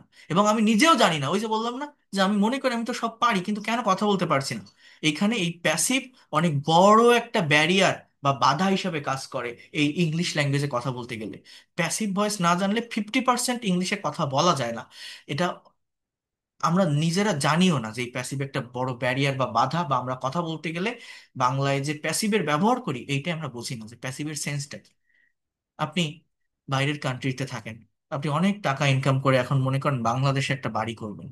এখন আপনি বাংলাদেশে একটা বাড়ি তৈরি করবেন, আপনার ইঞ্জিনিয়ার যে কন্ট্রাক্টর তাদের সাথে আপনার কথা হয়, আপনি কল দিয়ে বলছেন যে কি ইঞ্জিনিয়ার সাহেব, কন্ট্রাক্টর সাহেব, আমার বাড়ির কাজ কত দূর, দরজা জানলাগুলো কি লাগানো হয়েছে, রং করা হয়েছে, বিল্ডিং এর কাজটা কি কমপ্লিট হয়েছে। আমরা এরকম বলি না? এই সবই প্যাসিভ ভয়েস। আপনি এটার একটা বাক্য ইংলিশে করতে যান, আপনি পারবেন না। আপনার বাংলা দেখে মনে হচ্ছে খুবই সিম্পল সেন্টেন্স, তাই না? আমি বলছি যে আহ, দরজা জানলাগুলো কি লাগানো হয়েছে আমার ঘরের, ইংরেজি কি বলেন তো? আপনি পারবেন না। হ্যাঁ, বিল্ডিং এ কি রং করা হয়েছে, আপনি পারবেন না। এর কারণ এটা প্যাসিভ। এই প্যাসিভের প্র্যাকটিক্যাল ব্যবহার আমরা জানি না, এটা আমাদের শিখতে হবে। বুঝতে পারছেন কথাটা? এটা ডিটেলসে দেখাবো, একদিনে তো আর হয় না, এটা ডিটেলসে আমরা দেখবো। এটা অনেক বড় একটা ব্যারিয়ার হিসেবে কাজ করে। মনে করে আমি আমার অফিসে বসে ক্লাস নিচ্ছি, আমার বাসায় একটা কাজের লোক আছে, তার নাম রহিমা। এখন আমার বাসায় আমার বেডরুমটা পরিষ্কার করা দরকার। আমি আমার মাকে কল দিয়ে বললাম যে মা, আমার তো বেডরুমটা পরিষ্কার করা দরকার, তা ওই রহিমা কি ঘরটা পরিষ্কার করেছে? কথাটা ইংলিশে কি হয় দেখেন, present perfect. Has, has Rahima clean the room? Rahima কি ঘরটা পরিষ্কার করেছে? Has Rahima clean the room? এটা প্রেজেন্ট পারফেক্ট, এটা অ্যাক্টিভ, সাবজেক্ট অ্যাক্টিভ। আমার মা যদি উত্তর দেয় যে হ্যাঁ, রহিমা ঘরটা পরিষ্কার করেছে, Rahima has clean the room, এখন এটা প্রেজেন্ট পারফেক্টের একটা কোশ্চেন, একটা অ্যাফার্মেটিভ সেন্টেন্স আমি লিখলাম। কিন্তু কথাটা এইভাবে না বলে আমি যদি একটু ঘুরাই বলি, এই যে কথাটা আমি বললাম আমার মাকে, যে আমি কল করলাম আমার অফিস থেকে, কিসের জন্য কল করলাম? এই রহিমার খোঁজ নেওয়ার জন্য, নাকি আমার ঘর পরিষ্কার হলো কিনা সেটা জানার জন্য? এখানে আমার গুরুত্বটা কার উপর, আমি কাকে ফোকাস করে কথাটা বলছি, রহিমাকে না ঘরটাকে? আমার লাগবে কোন জিনিসটা? আমার ঘর পরিষ্কার হলো কিনা হুম, সেইটা জানা। অর্থাৎ এটা যে করে করুক, আমার মাও করতে পারে, কাজের মেয়েও করতে পারে, আমার ভাইও করতে পারে, আমার বোনও করতে পারে, একজন করলে হলো। আমার দরকার এইটা জানা যে আমার ঘরটা পরিষ্কার হলো কিনা। তাহলে এই কথাগুলো এইভাবে না বলে আমি যদি আমার মাকে এইভাবে কথা বলি যে মা, আমার বেডরুমটা কি পরিষ্কার করা হয়েছে, আমার তো ঘরটা পরিষ্কার করা দরকার ছিল, তো এটা কি হয়েছে? ইংলিশ কি? Has the room been cleaned? দেখেন, হুম, হুম, হ্যাঁ, যদি আমার মা বলে যে হ্যাঁ মনি ঘরটা পরিষ্কার করা হয়েছে, হ্যাঁ যদি বলে ঘরটা পরিষ্কার করা হয়েছে, the room, the room has been clean. হুম, তাহলে এখানে কিন্তু আমি কোনো by her, by me, by him এগুলো ব্যবহার করলাম না। কে করেছে, কার দ্বারা হয়েছে, আমার দরকার না জানা। আমার দরকার আমার ঘরটা পরিষ্কার হলো কিন্তু। তাহলে the room has been clean, অর্থাৎ এই যে হ্যাভ বা has plus V three, Rahima has clean the room, এটা প্রেজেন্ট পারফেক্টের অ্যাক্টিভের স্ট্রাকচার, কারণ সাবজেক্ট অ্যাক্টিভ আছে, সাবজেক্ট কাজ করতে পারে। কিন্তু ঘরের কি হাত পা আছে? ঘর কি নিজে নিজে পরিষ্কার হতে পারে? যখন আমি ঘরটাকে সাবজেক্ট করছি, তখন আমার হ্যাভ বা হ্যাজ বিন প্লাস ক্লিন অর্থাৎ ভি থ্রি বসাতে হচ্ছে। এটা হচ্ছে প্রেজেন্ট পারফেক্টের প্যাসিভের স্ট্রাকচার। তার মানে 12টা টেন্স, 18টা মডাল, সেমি মডাল, এই সবগুলোরই রিভার্স একটা স্ট্রাকচার আছে প্যাসিভের, যেটা আমাদের শিখতে হবে। এই এই কাজগুলো যদি কমপ্লিট করা যায়, এগুলো একদম বেসিক থিংস, তাহলে এরপরে আপনি স্পিকিং প্র্যাকটিস করতে পারবেন, আমি আপনাকে প্র্যাকটিস করাবো, এবং within very short time you'll be able two expert and fluent in English. তাহলে এই যে চারটা পয়েন্টের কথা বললাম, mainly forms of verb, tense, modal and semi modal, passive voice, clear কথা, কনসেপ্ট যেটা বললাম, হ্যাঁ। এইগুলোই দরকার, এর বাইরে আর কিছু না। ইংরেজি ভাষা এইটাই। তো আমি রেকর্ড ক্লাসটা পাঠিয়ে দিব আপনাকে, এই যে ক্লাসটা নিলাম আমি রেকর্ড করেছি, ঠিক আছে? আরেকবার দেখবেন, তাহলে কোনো সমস্যা থাকবে না। আর আমি আমার পিডিএফ ফাইলগুলো পাঠিয়ে দিব, ঠিক আছে? কোথায় পাঠাবেন? এই মানে আমি ইমেলে? হোয়াটসঅ্যাপে পাঠিয়ে দিব, আপনি এখান থেকে ডাউনলোড করে নিতে পারবেন। আপনার ল্যাপটপে হোয়াটসঅ্যাপ কানেক্ট করা নেই? না, ল্যাপটপে তো হোয়াটসঅ্যাপ কানেক্ট নেই। এটা একটু করে নেবেন, এটা জাস্ট ওই ল্যাপটপে হোয়াটসঅ্যাপ ইনস্টল করে লিংক ডিভাইসের ভিতর গিয়ে ওই কিউআর কোড দিলেই কানেক্ট হয়ে যায়। মানে মোবাইলের যে অপশন আছে ওইখান থেকে করা যায়। তাহলে এটা ভালো হবে, ঠিক আছে? আর আমি মেইলের অ্যাড্রেসটাও দিয়ে রাখবেন, আমি পাঠিয়ে দিব, ঠিক আছে? ইমেলটা আপনার দেওয়া আছে মনে হয়, ইমেলে পাঠালে আমার কাছে ইজি হয় আর ঠিক কি। আছে, ওকে, সমস্যা নেই। পাঠালে ইমেলে আমি ধরে রাখতে পারি, সবকিছু করতে ওকে, পারি। ওকে, ঠিক আছে, তাহলে ভালো থাকেন, thank you, and see you in the next class. আচ্ছা।